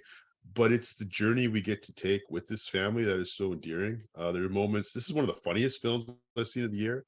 The little kid in this movie is hilarious. I wouldn't want him as my kid. He's pretty obnoxious, but it's hilarious. It's just hilarious. Then you've got the gruff old father, the mother who's really sort of the heart of the film, and then the older son who's just more stoic and quiet, the one who's leaving the country. So despite the seriousness of the plot, the director, he paints with light brush strokes. There are some incredible scenes interacting with pop culture, which is interesting and unique for an Iranian film. So you got this amazing scene about Lance Armstrong and the cyclist that they pick up along the journey. You've got some shout outs to Batman and superhero movies. Oh, that scene's so good. The cyclist scene's so good. Oh, it is. You got this incredible homage to Kubrick's masterpiece, 2001, A Space Odyssey. I mean, it's all rolled up within this 90-minute piece, but at its heart, it's a beautiful film about the ways that individuals and families, different ways they can cope with grief and loss. And I found it very touching, and it's lean, and it's just a beautiful film that I revisited a couple times, and I will again and again. And so big things from this director. Great lineage, worked under Abbas Kiarostami as well.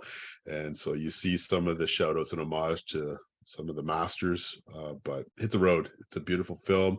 Highly recommend it. And it hung around. It's number 4. I thought it might drop, but it just stuck with me. So I want to shout it. I don't know if you guys had a chance to see it, but I thought it was brilliant. Yeah, as a like work of pop culture, it really works too. Like a lot of Iranian film is not necessarily easy to digest. This movie's really easy to digest. More accessible. Yeah, it's really easy to digest, and I think the beauty and artistry of this film is it really does lie in its subtlety. It's like the subtle protest of this movie is heartbreaking, because from a meta perspective, it's just what this director is up against when he's making a film like this. So it's really affecting, but also really fun. And man, I really love this movie. I watched it so long ago; it might have been higher on my list if I watched it more recently. Yeah, pair it with his dad's film No Bears for just an amazing double. I can't wait to see that movie. I'm really excited about that movie. Yeah. Furman, did you get this one or no? I did. No. Okay. I want to. I just have not gotten to it yet. It's all good. Yeah. Good film. Tuck it Good away. film. Tuck it Great away. kid actor. Yeah. Some very poignant staging and shots towards the end, especially. Yeah. No one does shooting like countryside better than Iranian. Yeah. Some of those, So one good, man. extended wide shot is incredible. Yeah. It's beautiful. That's 90 minutes, Furman. 90 minutes. It's great, dude. Finally. You would really like it. In and It's out. really good. Finally. Yeah. That's my number 4. All That's right, your we're in the number top 4. 3, baby. Okay, now Nick, you can mention your number 3. Okay, so number 3 for me is going to be mentioned again, and I can't wait to talk about it. And that is Charlotte Wells' After Sun. And I'll skip Kleiner real quick because my number 3 is also After Sun. So I Heck can't yeah. wait for that one. Here's a little homage. Here's a little homage. Yeah, a little camera back there. Ooh, Nice. I like it. What's that red thing back there? It's an accordion. It's an accordion. Oh, that's It's an homage too. Okay, small little good year for accordion. accordions. Good year for accordion. It was a good. It was That's a true. great year for accordions. 16 and 20. 16 and 20. I mean, 2010 Holy Motors came out. That that's accordions in that too. Yeah, there you go. Okay. We were talking about Weird Al, but that's cool. And Tar. Oh yeah, Tar as well. Apartment for sale. How about that up for best song? Apartment for sale. Oh, right. Okay, I forgot that. Well, that would be that's the size she had there. There you Okay, all right. Okay, we're back to me. This is my number 3. Is that what we're doing? Yeah. Okay, Yeah, all right, yeah. guys. Again, I'm standing alone. I think this is the last time I stand alone today. But I do with great conviction and great joy and appreciation for true art, and not just following the crowd and the status quo. and all Don't that let it stuff. be smile. Don't let it My, be smile. my list isn't filled by heavy-handed. obligation, right? Get My list off isn't filled your by high obligation. horse. Oh my So god. some people like to talk about like educating about international film. I'm just like I know what it means to follow my heart and not Oh fulfill my some God. duties. Okay, I got your duty right here. Okay, on that note, I'm trying to make this a serious point here now. So that's my fault. But themes. Let me bring up the themes again. We've talked about themes this year. Another theme of this year was the story and strength of women, right? And the trauma and the pain that many women persevere through and endure. And I've mentioned Kimmy, I've mentioned Prey, I just talked at length about She Said. People have already mentioned at this point so far Women Talking, another great film. But for me, my number 3 is the top expression of this for me in the year, thematically, artistically, and that is Resurrection. My number 3. Yeah, Scott is really happy about this because Scott needs a lesson. This is a what is happening here moment. Yeah. That needs a lesson in how to interpret art. So once again, let me give you some of the answers. Let me solve some of the mystery. Let me help you out here, Scott. Listen carefully, okay? No, Resurrection is a horror film, a psychological horror film. It is available on Shudder, although it was an independent production that then Shudder it was the one releasing it, or you can get it through AMC Plus if that's your other provider. And Shudder, and I'm sorry, Resurrection is a film starring Rebecca Hall that I highly recommend with great caution because it is the most terrifying experience I had watching a film this year. I was so gripped. There were other horror films that gave me moments this year of terror, but this was a film that slowly wrapped its arms around me and started squeezing tighter and tighter and tighter until it was almost as if this emotional experience of being suffocated and experiencing the parental paranoia that Rebecca Hall's character slowly begins to endure or descend into. And it's a remarkable achievement. This is a film, like I said, of psychological horror. It explores the effects.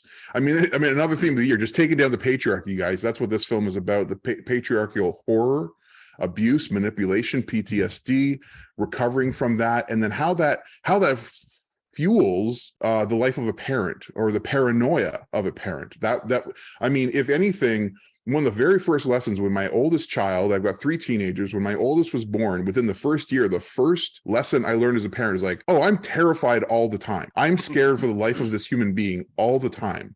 And this is a film that perfectly encapsulates that. But of course, there's a lot more to it because of the trauma that the mother, Rebecca Hall, has endured in her younger life and now is trying to protect her daughter. And it all builds with mystery. And yes, to Scott's dislike, unexplained, confusing story of the reappearance of her perpetrator in her life, who starts telling this bizarre story, which I don't want to spoil, but he starts weaving this yarn that makes absolutely no sense and yet triggers her and enwraps her, that the first time she sees him from a distance in a public room, she panics and flees. And the film is just that, slowly unraveling, the perpetrator once again engaging and resurfacing unresolved trauma and pain in her life, and then how that presents itself herself as a parent trying to protect her daughter. The truth is, at least on first watch, you're definitely not going to understand everything that takes place. But the tone, the atmosphere, the vibe, the terror, the psychological terror, I thought was so incredibly effective and unforgettable that I didn't care if I knew all the answers by the end. I just knew, and it's because of the ending. When the child, in this bizarre sequence, the child says to the mother, "I'm not scared anymore. You made everything okay." And I can't even say that line without starting to quiver, because that line in that scene just hits me hard, because that's what we're all trying to strive for as parents, and it's the impossible task. And this film portrays that in incredibly thrilling and terrifying ways. And again, emphasize on the terrifying. There's some, whatever you want to call it, Cronenberg-esque influence here in terms of the body horror. So it's not a film for everyone, but for those who can go with a psychological horror film, it is up for the task of the meaning that is preserved for us there. I can't recommend Resurrection enough. So that's my number 3. Well said, Kleiner. Crickets. No, Nick liked it too. I'm waiting for Nick loved it. Well, it's just so, I mean, what am I gonna, like, what he said was so well said. Like, come up and say something, I could say something stupid about how great I thought it was, but I mean, let me just say, Rebecca Hall, come on, like, she's great. She's unreal. Tim Roth is chilling. I didn't even mention his name. Yeah, Tim Roth. It's chilling, and it's insane that Rebecca Hall has never been recognized by the Academy at this point, and she has had an illustrious career as a performer. But yeah, her and Tim Roth facing off here. Just kills it in Iron Man 3. It's good pull.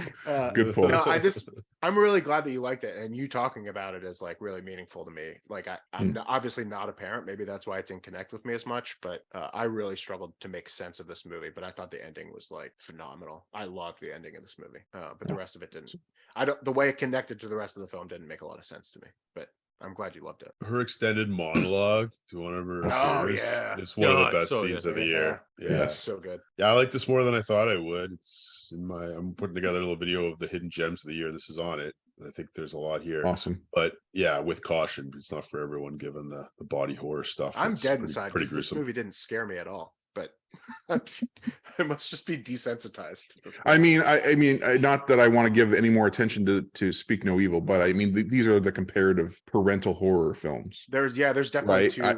I would not recommend Speak No Evil to parents. I would recommend with great caution Resurrection to parents, right? For only some parents. Interesting. And it's also, I mean, it's not just her role as a mother, it's also her role as a significant other, right? Because as the film opens, she has a tightly constructed world, and then it starts to sort of slowly come unraveled until it moves into more surrealistic things. And I think that's what I think Scott is sort of picking at, is do those two halves sort of connect? But yeah, but I'm really glad you liked it. Standing up to the patriarchy. I don't want to yuck your yum, as people say.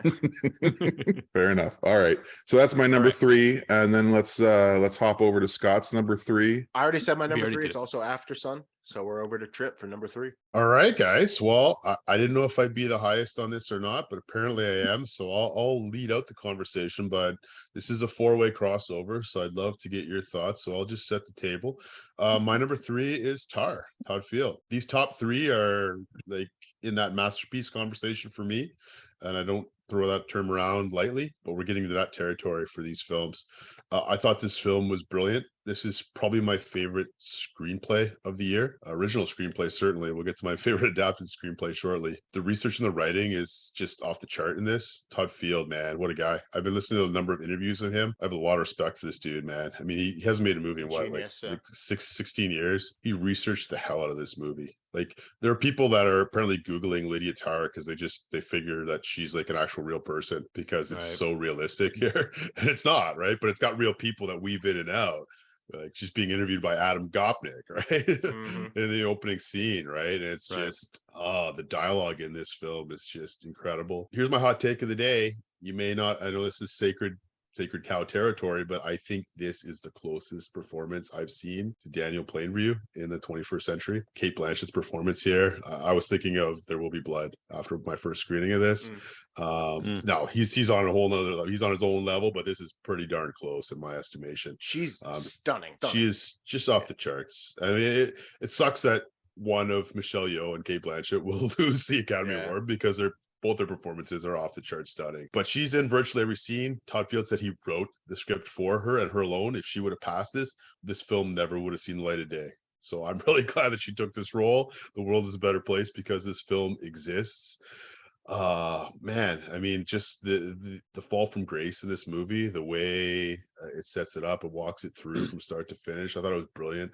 People will disagree on the ending. I thought, I talk about bookends in my review, how he opens the film with the credits rolling, but it's not the major players, it's all the behind the scene cast and crew. I thought that was brilliant, especially when you get to the end of the film, which we will certainly not spoil today. But I think it's so brilliant how he starts and ends his film. And it's a film that is getting a lot of hype. Unfortunately, it's not getting a lot of hype at the box office. If it's still playing where you are, I really encourage you to see this on the big screen. It's been compared to some of Kubrick's films, and we might disagree on that, but I was thinking of Kubrick a lot leaving this film. Just the staging, the setting, the mood, the atmosphere that's created, the attention to detail in this film is incredible. And I'd love to hear your thoughts on it. It's my number 3 film. It's Tar. It's an all-time performance and one of the best screenplays I've seen in some time. Yeah, this was my number 4. The descent into madness from Cate Blanchett is so subtle and well done that, man, she starts this movie as this like larger than life, like so sure of herself, like I am the time, I start the time. She's regarded as this genius. And then slowly it's all taken away from her. It's all taken away from her. And it's just, she continues this descent into almost madness. And by the end of the movie, I know people disagree with this, but you're almost not sure what's real and what's not because she's losing her mind slowly. Man, this movie's a lot. I've only been able to see it once and I just need to revisit it again to really catch all the subtlety of this movie. But it is an incredible achievement from Todd Field. And on another day could be my number 1 movie. Easily. Yeah, any other year, last few, this would have been probably. Yeah, for sure. I think, I mean, you could talk about the writing and all of the intricate, like all of the conductors mentioned are real people. Like everybody in the world just seems so authentic. We talked about the writing and performances, but also I just want to say that the hot button themes it talks about are incredible. Like it's in dialogue with social media, it's in dialogue with cancel culture, the sick one are about identity culture, separating art from artist, all of that stuff. There's just so much you can pick apart. And I have to say, the more I've thought about it, the more I've come around to you guys' perspective on the Kubrickian nature of it, the ending and the ambiguity. By the time this video comes out, we will have a Furman on Film Tar video. It's in production now. Nice. And nice. Yeah, dude, I do really appreciate it. So it's a great work of art. Yeah, it's on my top 15. I really loved it. It's an incredible film. I was actually kind of surprised in the days after watching it how little it did linger with me. I am excited to see it again because it is incredible like work of to talk about like polish and perfection, right? Like the staging and the shots and the atmosphere that really got me excited about, because I thought it was going to go one way and it didn't, but it was still the sound design of it all was just so incredibly well done. And the world building, as Trip already mentioned, the world building is just really, really, really cool. And I love those kinds of films that bring you into a real but foreign world, right? And does so eloquently and so well. But awesome, yeah, so that's our first 4-way crossover and Trip's number 3, right? Yep, my number 3. Awesome. So now we're at number 2, guys, and with number 2 we get our second 3-way crossover. Our number 2, because Furman and I tied. We both have this at number 2. So Furman. Oh, right on. Okay. Take it away. What's your number 2? Number 2, the Martin McDonagh's The Banshees of Inisherin. Yeah, a film that basically, man, it's the simplest of plots. It starts with like, I don't like you no more. Like a friend just being like, I don't want to be your friend anymore. And then it kind of goes from there and escalates into this sort of fight, this conflict between these two men who are wrestling with whether they want to be friends and questions of legacy and what we leave behind and conflict. And it's all sort of cast against this backdrop of 1922-23, the Irish Civil War, which is constantly going on. They're in an island, a fictional isle off the coast of Ireland, and you can hear the bombs and stuff kind of going on in the background. So their conflict is a microcosm for the wider Irish Civil War. Incredible performances. This sort of sad sack Colin Farrell, Tripp said earlier, like he just wins the year. You know, he's so good. Yeah. Brendan Gleeson is always solid, but my big thing that I want to stand on right now is that Kerry Condon's performance is the best performance I watched all year, probably, and it's maybe the best I've seen in 5 years, and she's so freaking good. It's insane. Like she's the mediator, she's the heart and soul of the picture, she's the balls of the picture. I mean, she just carries it. And the only other thing I'll say, the writing is just so, it pops, it crackles, it just moves. Like are we rowing, you rowing, like the back and forth. It's so Irish.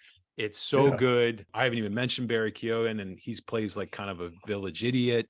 Yeah, amazing. I just was delighted by the picture, and the way it moves is surprising, and it really bothered me at first. And then I sort of unpacked the irony of it and all of those sorts of things, and it just comes together into. It's really good, man. And McDonough just in his like sort of playwright Irish wheelhouse. So there you go. That's Banshees. I mean, and the way you just described that, like you weren't sure at first. Like this is a film that lingered with me almost more than any other film this year. Like in that, to compare it to my experience with Tar after the first viewing.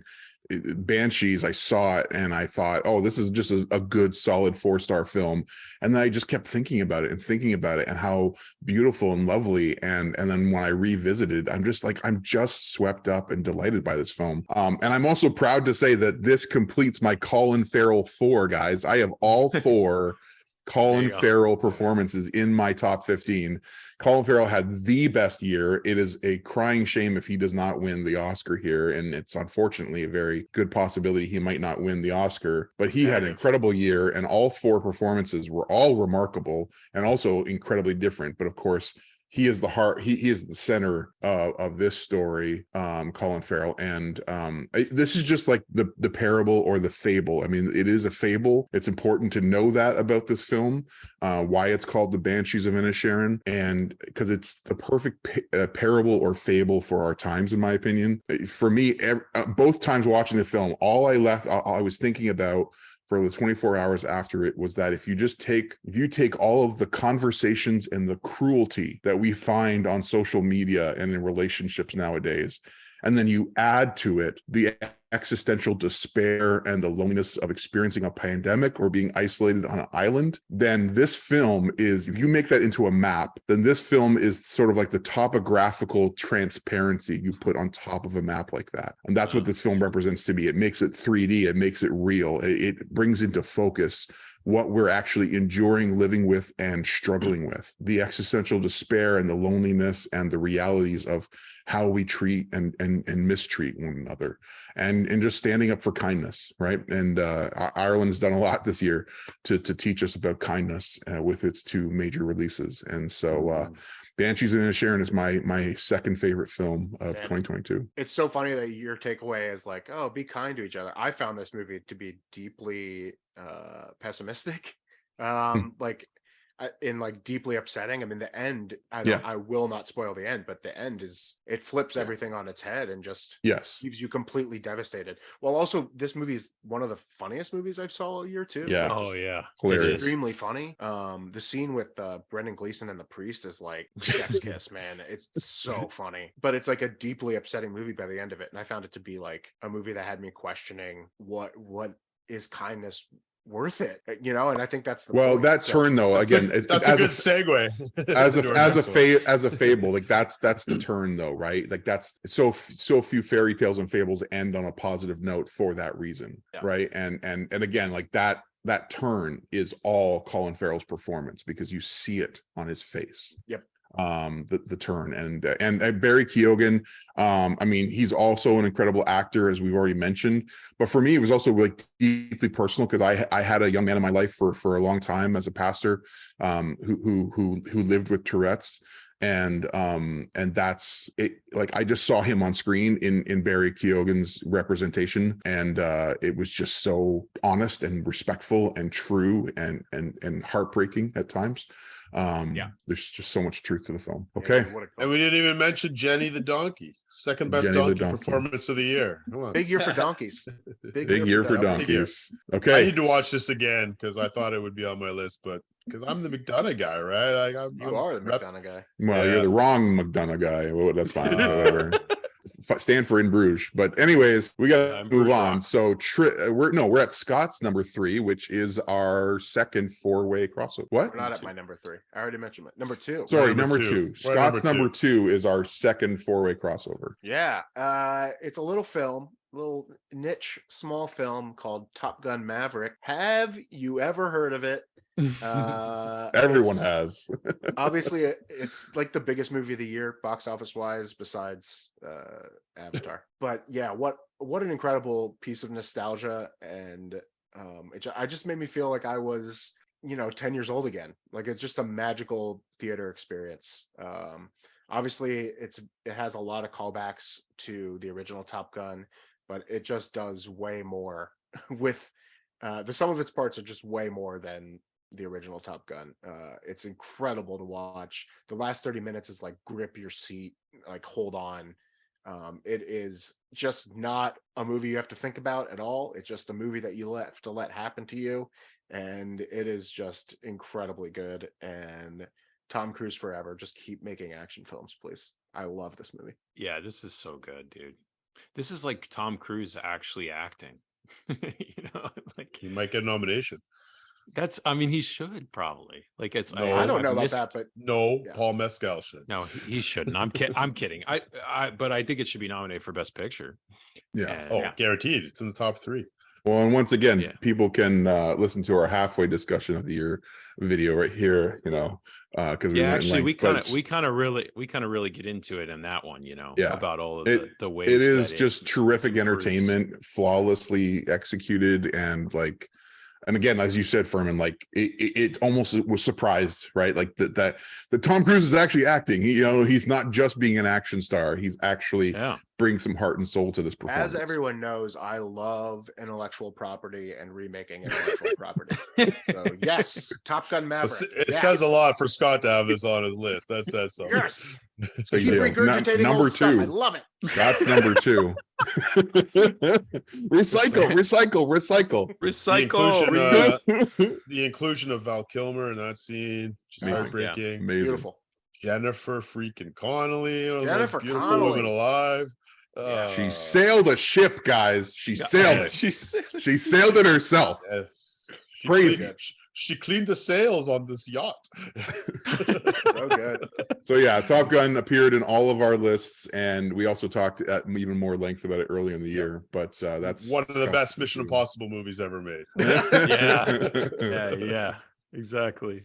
All right, we're over to Trip for number 2. Number 2, here we go. We're getting there now. And it breaks my heart that I don't think all of us had a chance to see this because its release just kept getting delayed. But I mentioned the Fabelmans. Unfortunately, my TIFF experience was less than stellar. This experience at TIFF is something I will never forget.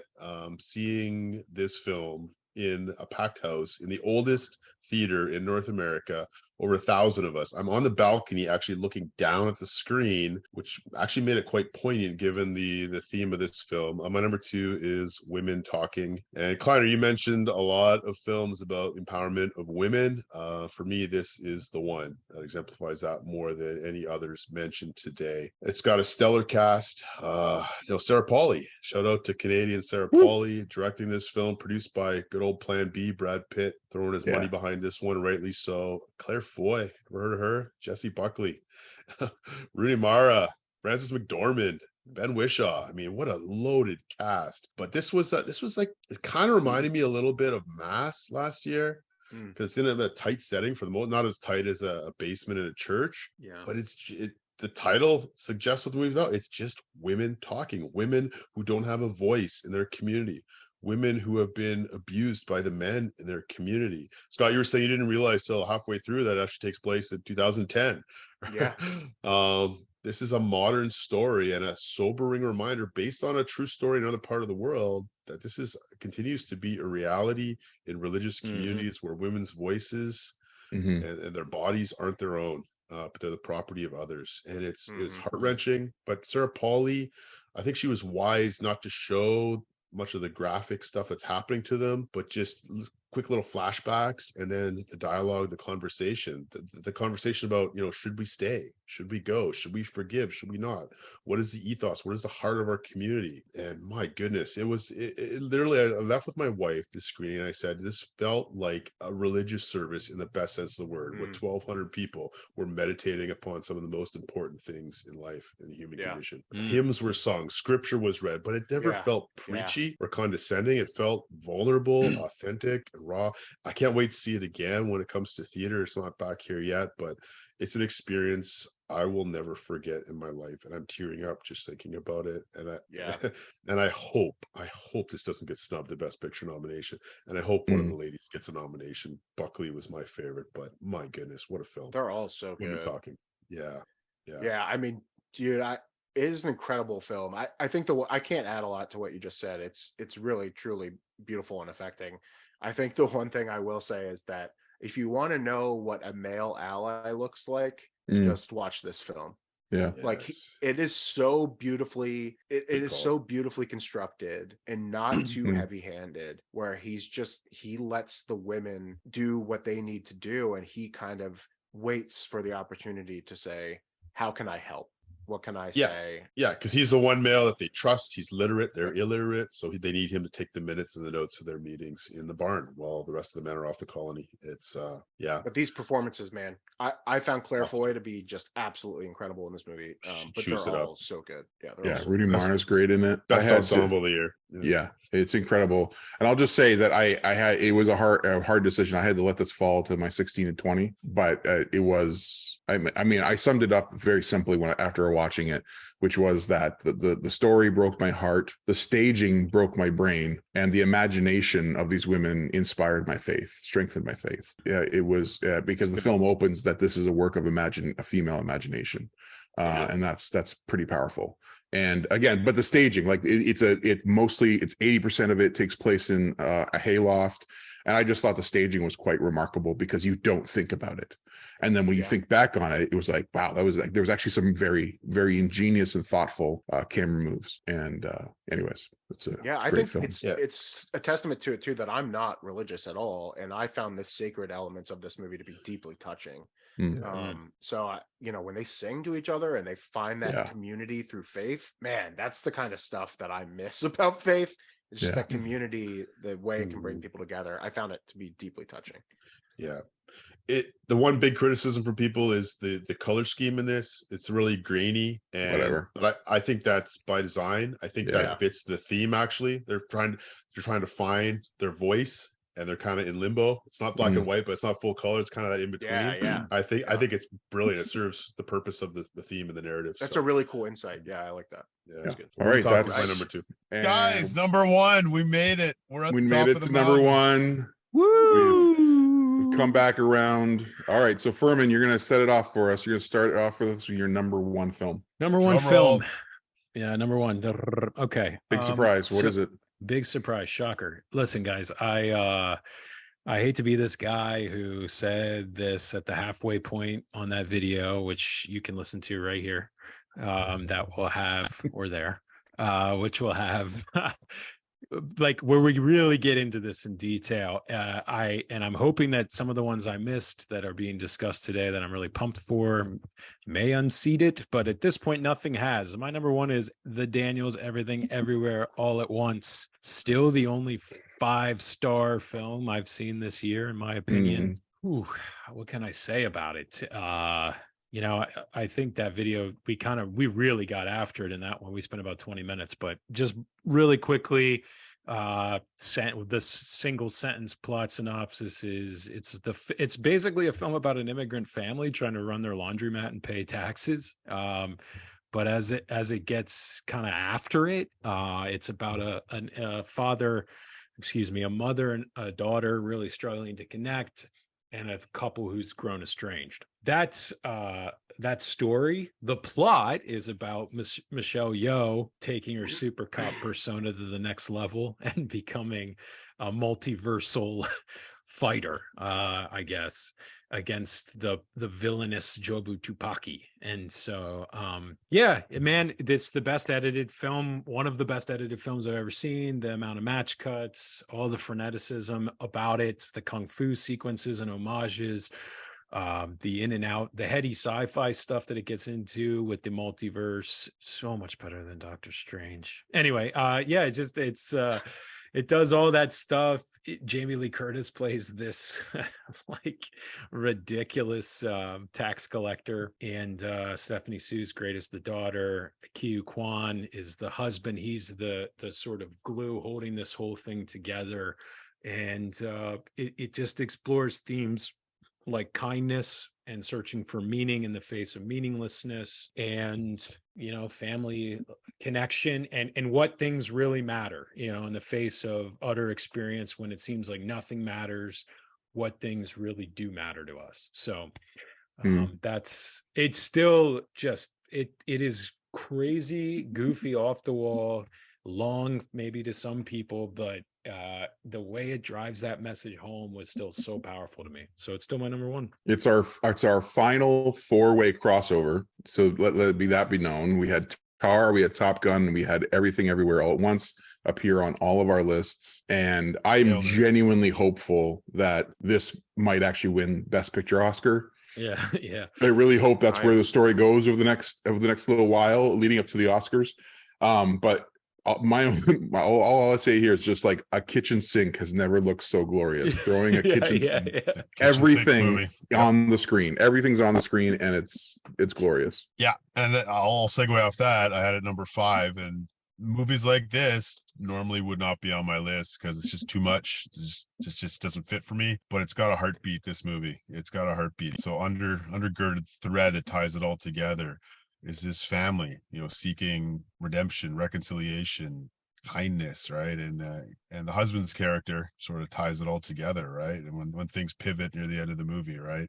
I don't want to spoil anything for those who haven't seen this, but for those of you that maybe are having trouble halfway through the movie, you're like, what are you watching? I encourage you, stick with it. I had to tell my wife, because I finally got her to watch the other day, and halfway through she's ready to tap out. Like, this is over the top. Where are we going with this? So just hang with it. She's crying by the end of the movie, like everybody, right? She's like, well, that finish was fantastic. Getting there for Saddam takes a little longer than maybe it should, but it's a rewatchable film. It's got everything. It's got something for everyone in this film, but it's got a heartbeat, and I love it. And it's an early release. April, right? It's been hanging around for a long time. April Fool's Day, April 1st. Wouldn't that be a big joke if this won Best Picture, right? Who would have thought? I mean, this was my number 6 movie, and honestly, on any given day, it could be 2 or 3 for me. But I think the magic of this film is that it's incredibly complex plot mechanics, but the underlying truth of the film is exceedingly simple. It's kind of it really fits my life philosophy in like a very insane way too, where like nothing matters really.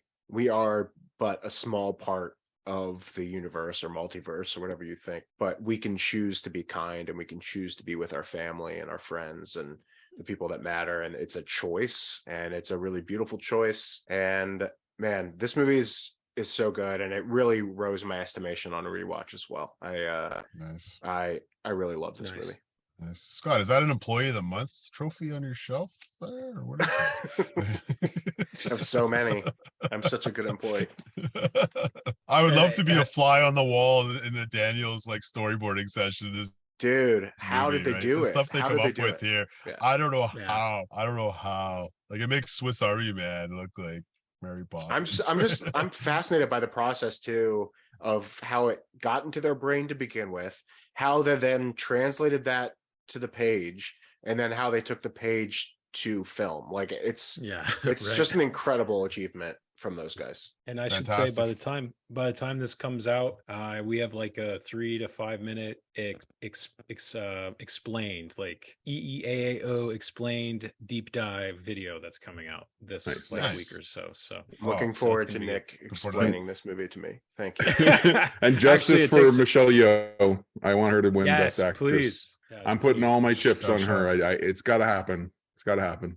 I'd be so But- pumped for her or Kate Blanchett to win. I think you can't go They're wrong. both worthy. Wow. Michelle Yeoh more. But okay. No, Yeah. no. That's awesome. That's great, Nick. And it's actually kind of cool. In all honesty, it's kind of cool that like that one film came out early in the year and has stuck to number one for you. And that was sort of like the thing that I was longing for this year. I kept waiting Wire for to that wire. experience. And anyways, so okay. All right, we're coming back around to me, right? Yeah. My number one. Number one. All right. And here's the thing, guys.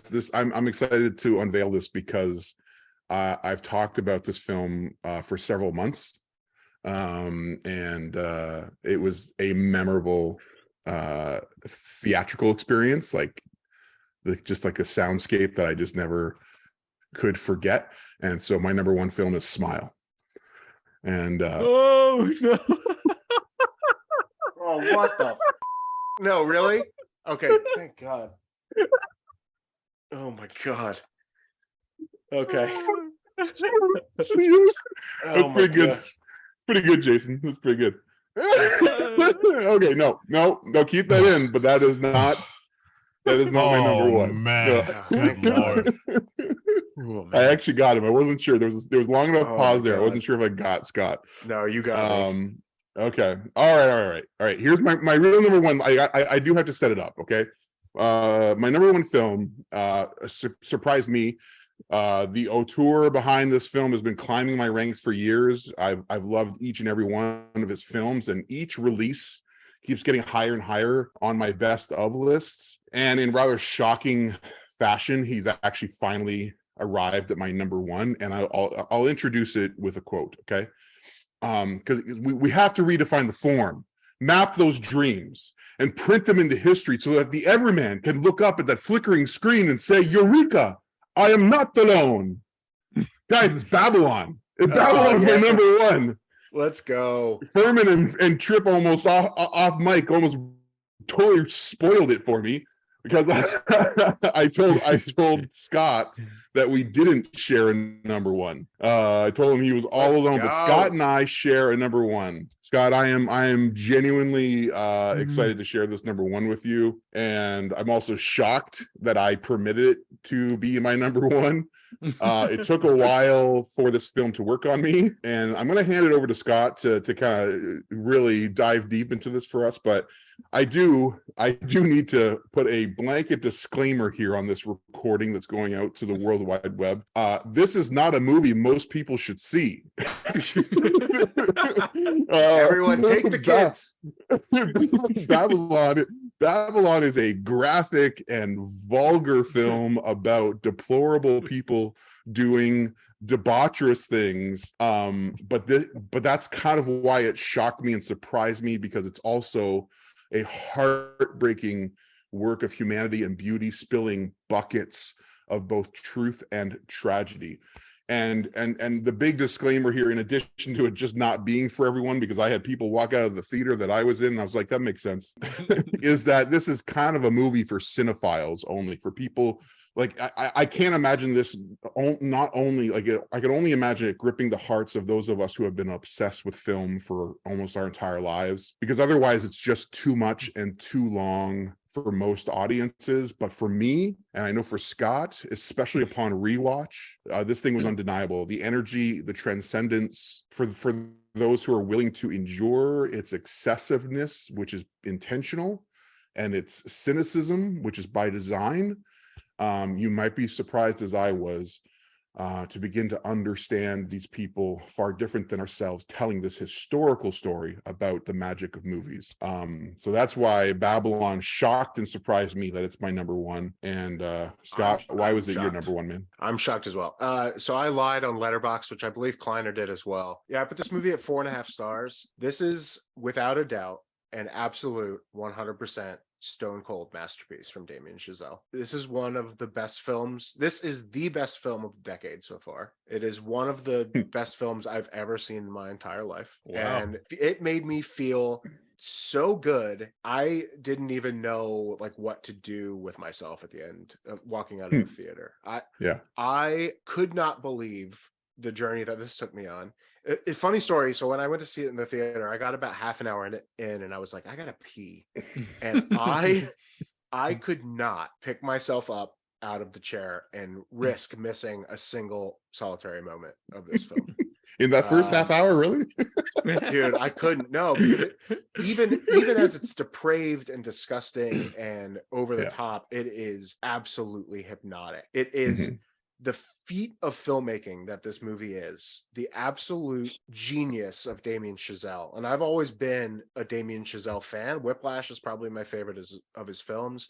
I'm a little bit hit or miss on La La Land, and I haven't seen First Man. I'm gonna watch it like immediately now, but I know what. But he immediately vaulted into that PTA Coen brothers group for me. I think this is one of the best films about movies ever made. It is almost the other side of the coin of Singing in the Rain. It's almost a remake of Singing in the Rain in a lot of ways. Yeah. It is, which is another one of my all-time favorite movies. I cannot believe what this movie did to me, where it just grabs you from the beginning. It does not let go until it is over. And you cannot even believe the ending of this movie. There is the only thing I could think of when I saw the end of this movie was 2001, and I had just seen 2001 in theaters a couple of weeks ago. And the way that Chazelle, the flourishes he uses at the end of this movie are stunning. And I've heard people talk about it, and I've heard people say it doesn't work for them. And obviously I'm not going to spoil what happens, but man, it worked on me. It completely worked on me to the point where I don't know. People applauded at the end of when I went to it. Oh, wow. Like it was a group of about 20 of us, I think, in the theater, and people were applauding. Wow. Which is not something that happens super often in movies I go to, because normally it's me and like two other people. But man, I can't believe this movie. Margot Robbie is magnetic and transcendent, and she might be the best actress that we have. Brad Pitt is typical Brad Pitt. He's great. Diego Calva is a revelation. Is kind of like the blank slate Avatar character. Tobey Maguire is crazy. PJ Byrne has the best scene in the movie. Yes. Rory Scovel is hilarious as the Count. The Count. Not just Count. The Count. I don't know, man. I love this movie so much. The score is incredible. It really borrows from La La Land with the score intentionally, where it's like the other side of the coin with La La Land. It made me retroactively appreciate La La Land more as well. Yes. I love this movie. Absolute 100% stone cold masterpiece. We will be talking about this movie in 50 years. And to clear up the letterbox thing, like this was a 4-star for me the first time round, and then I went to 4.5 the second time because I realized that like no other movie made me feel this way all year. I just, because of the excessive depravity, I can't get to 5 stars because I think there are some things we could trim out maybe.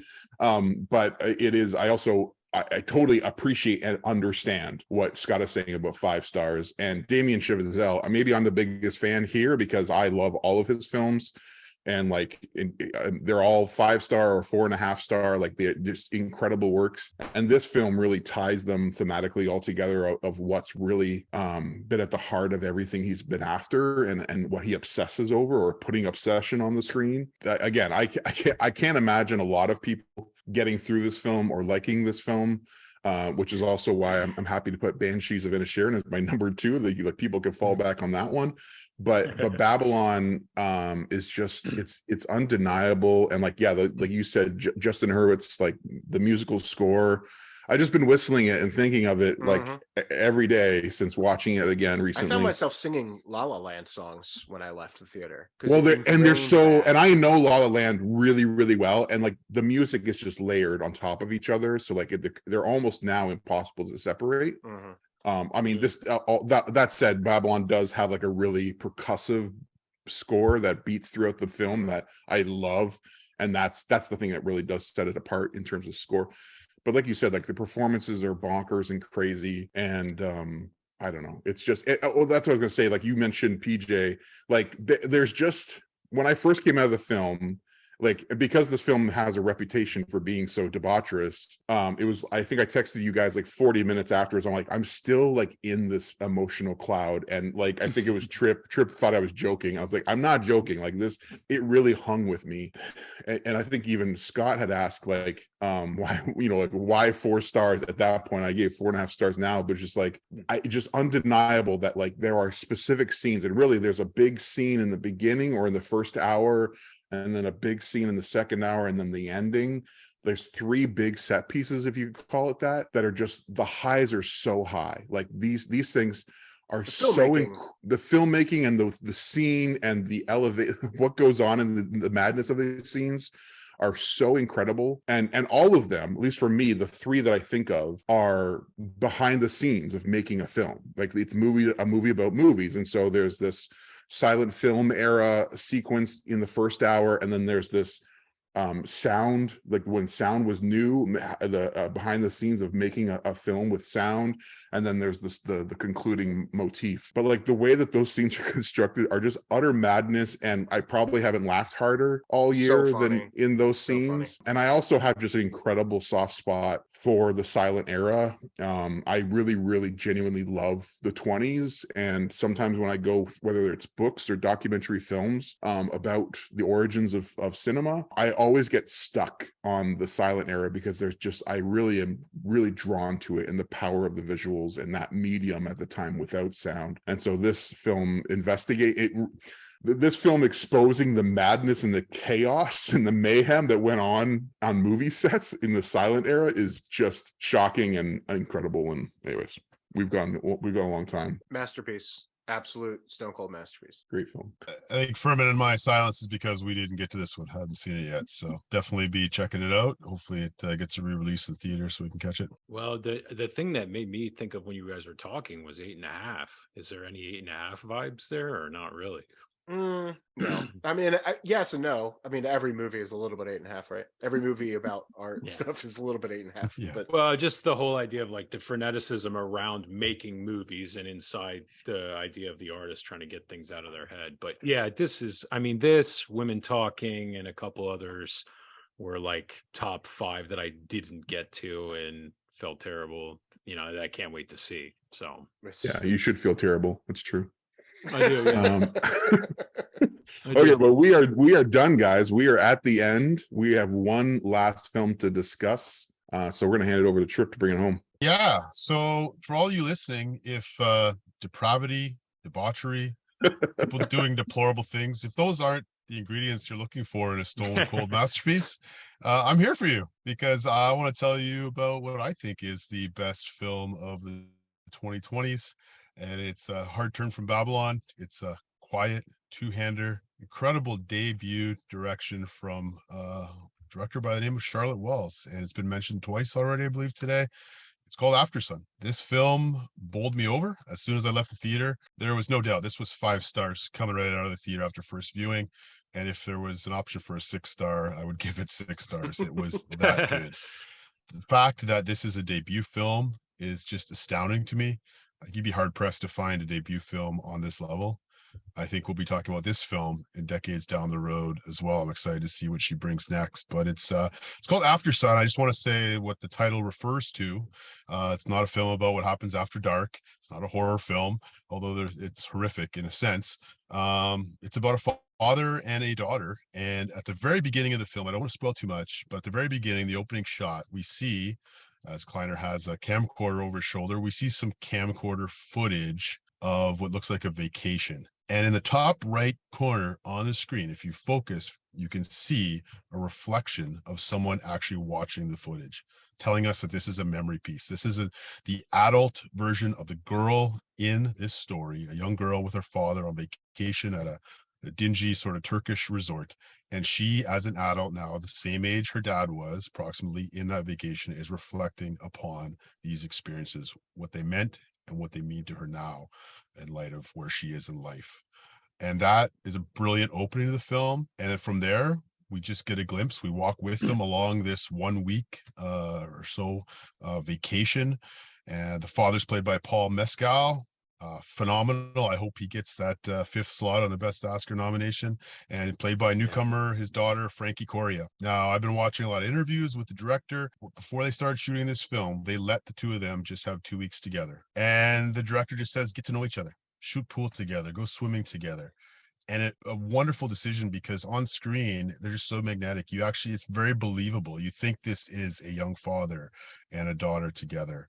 And through the film, we see them doing the stuff that we remember as our childhood vacations, right? I was thinking back to my own childhood vacations as I'm watching this. Sort of the little details, the video games, the karaoke, the food and drinks at the restaurant, stuff like that. But as the movie progresses, and it's not a deep plot at all, it's a pretty simple idea. But as the movie progresses, we start to get these signs that something's not right with the father. Something's a little bit off.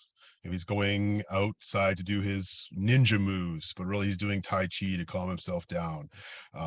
We see moments of deep sadness and self-shaming and loathing in his character. And so the daughter is coming of age. And there's one scene that I want to break down. I don't want to spoil too much, but there's one scene that I just want to walk through, and you'll see it on screen here in a second. It's a shot of father and daughter in their hotel room, and father, he's taking off a cast from an injury, and he's sitting slumped over in a darkened bathroom. There's a barrier. On the other side of the barrier is the daughter, and she's in the light and she's reading a book. And that scene says so much. That's what I love about this film. There's not a ton of dialogue, but each scene is exquisite and perfectly placed. It shows the darkness and the light, the darkness in the father's life versus the light of what lies ahead. They're reading the book full of creativity and wanting to learn and grow up, whereas the father is seemingly waning in his life. And so the visual storytelling, the use of reflections in the film, the use of water in the film, the needle drops in this movie are phenomenal. Not just catchy, but for helping place the setting and thematically. The Blur song Tender, the lyrics of that just tie in so fully, REM and others. And then the ending of this film is an all-timer. It just left me a puddle. It's heartwarming and heart-wrenching at the same time, this film. It's After Sun. Check it out. If you haven't already, it's available to rent now, and it's a Mubi release. MUBI. So if you subscribe to Mubi, you can see both After Sun and Decision to Leave there, two of the films we talked about today. It's my Babylon. Less debauchery, but I think it's a stone cold masterpiece. Yeah. I mean, this was my number 3 movie of the year, and I think the beauty of this film is the mystery at the heart of it, and I think subtlety. I think the beauty, it really lies in the lack of specificity with what is happening. It makes the themes feel universal, and it allows really anyone to connect to them, whether you're coming at the movie as a parent or an adult, or whether you're coming to this movie more from a perspective of a child. Man, it's really deeply effective and like so artfully rendered as well. And creative. This movie's gorgeous, and I'm so grateful for it. Man, I everything you guys said is perfect. The only thing I want to add, well, we did video of it, After Sun, and I think it really kind of gets in the weeds about it. It might be your most viewed video. Is it still your most viewed video? By far, dude. That one's nice. It's really taken off, and rightfully so, man. This is like, the people that don't like this film will be like, there's nothing happening, and it's just a father and a daughter hanging out. But it's about the way that he films, like shots of things inside, or films. Well, actually, the cinematographer is Gregory Oakes, cinematographer. Yeah, thank you, Gregory Oakes. Objects inside of other objects, things that just reflect memory, there's a hazy hue over everything. And what's so powerful about the ending is that there's these interstitial shots of like a strobing light sequence. It appears to be like a dance floor, and you're trying to sort of figure out who the characters are in the scene, why are they there, and it keeps kind of cutting into this pretty blasé narrative, and then in the end it kind of all comes full circle. And yeah, man, the last 5 to 10 really bring this one together. It's definitely an artful kind of mood piece, but if you can hang with it, I think there's big rewards in the end. So I loved it. It was my number 3 too. I think the themes are universal enough. It has something to say to everyone. Like it's telling that Scott, I think it was Resurrection, you couldn't resonate with not being a parent. Well, you're not a parent, but you still, this had something to say to you, right? You got something to say to everyone, regardless of the situation. So, and Scott nailed it. I mean, if this film had just been like, well, here's what happened to this young man in his past, and here's what happened to, like, then it would have just been half the film it was. But because there's enough mystery, we kind of know, we speculated amongst the four of us, like what actually happened. And there are like some telltale signs about it, but it's vague enough, in the same way I think Paris, Texas is, when we talked about our 80s video. These past events that haunt the present, man, it's just awesome. I love it. It's powerful. It's super powerful. Yeah. It's so powerful. Yeah. And it left me thinking, like, as a parent now, like my own life, right? I didn't really know who my parents were at that age. I know them better now, but we don't really know anyone as well as we think we do. And how sometimes our memories actually play tricks with us, and we got to fill in the gaps. We got to try to figure out what really did happen in that moment. There's a lot of that at play in this. It's just a brilliant reflection mood piece. Yeah. And I will say that this film did grow on me. A second viewing, I bumped it up to 4.5 stars. It does sit nicely in my 16 to 20 because it is a beautiful film. We've discussed before, but we listened to a podcast that we love, that there was 2 of the film critics who just did not connect with this. And I genuinely don't understand that. Like, I don't understand how you cannot connect with this, at least on some level, to the level that they disregard it, basically. They admit that most people are deeply moved by this. But I mean, even the first time I was deeply moved by it. It was beautiful. But coming back to it, it was really the discussion with you guys that helped intrigue me more. There were certain hangups in the first time viewing, like visual cues that, like, I kept thinking and trying to unravel. Like, I was trying to unravel the mystery the first time, and that kind of kept me at a distance, I think. I mean, again, it's a 16 to 20 for me. It's a great film, but like coming back to it, I definitely, like, I was able to process some of the visual hints and motifs in there more and allow them to, so I understood it more, which then had a even bigger impact on me. It is a powerful, beautiful visual poem. That's the way I summarized it. And I just, and it's not even like it's a film that you can it's not going to be everyone's cup of tea, but I would safely recommend it to anyone because I think it's beautiful. Well, there it is, guys. We did it. Thank you. We made it. We got it. Another year. Can we all say it was a great year for film? Like, it was pretty good. Yeah, pretty good. Best of the decade. Good year so for far. film. You know what? After 2000, see you at the movies. After 2007, this is See you up at the there for movies. like 21st century. See you at the movies. It's Our Furman, number. we'll see you I at mean, Babylon. it's pretty great, guys, that all of our number one films are just wonderful family stories. Just about family and intergenerational and Beautiful. Definitely no like throwing up or pooping or peeing or anything in any of. All right, friends. I got to split. All right. Thanks, guys. Thanks, It's Furman. been fun. Thanks, Scott. Yeah, Thanks, y'all. Adam. Be sure and subscribe to Furman on Film and TripAdvisor. Love you all. And we'll be TripAdvisor, back. Furman on Film. Take FOF care. rating, 5 stars. See ya.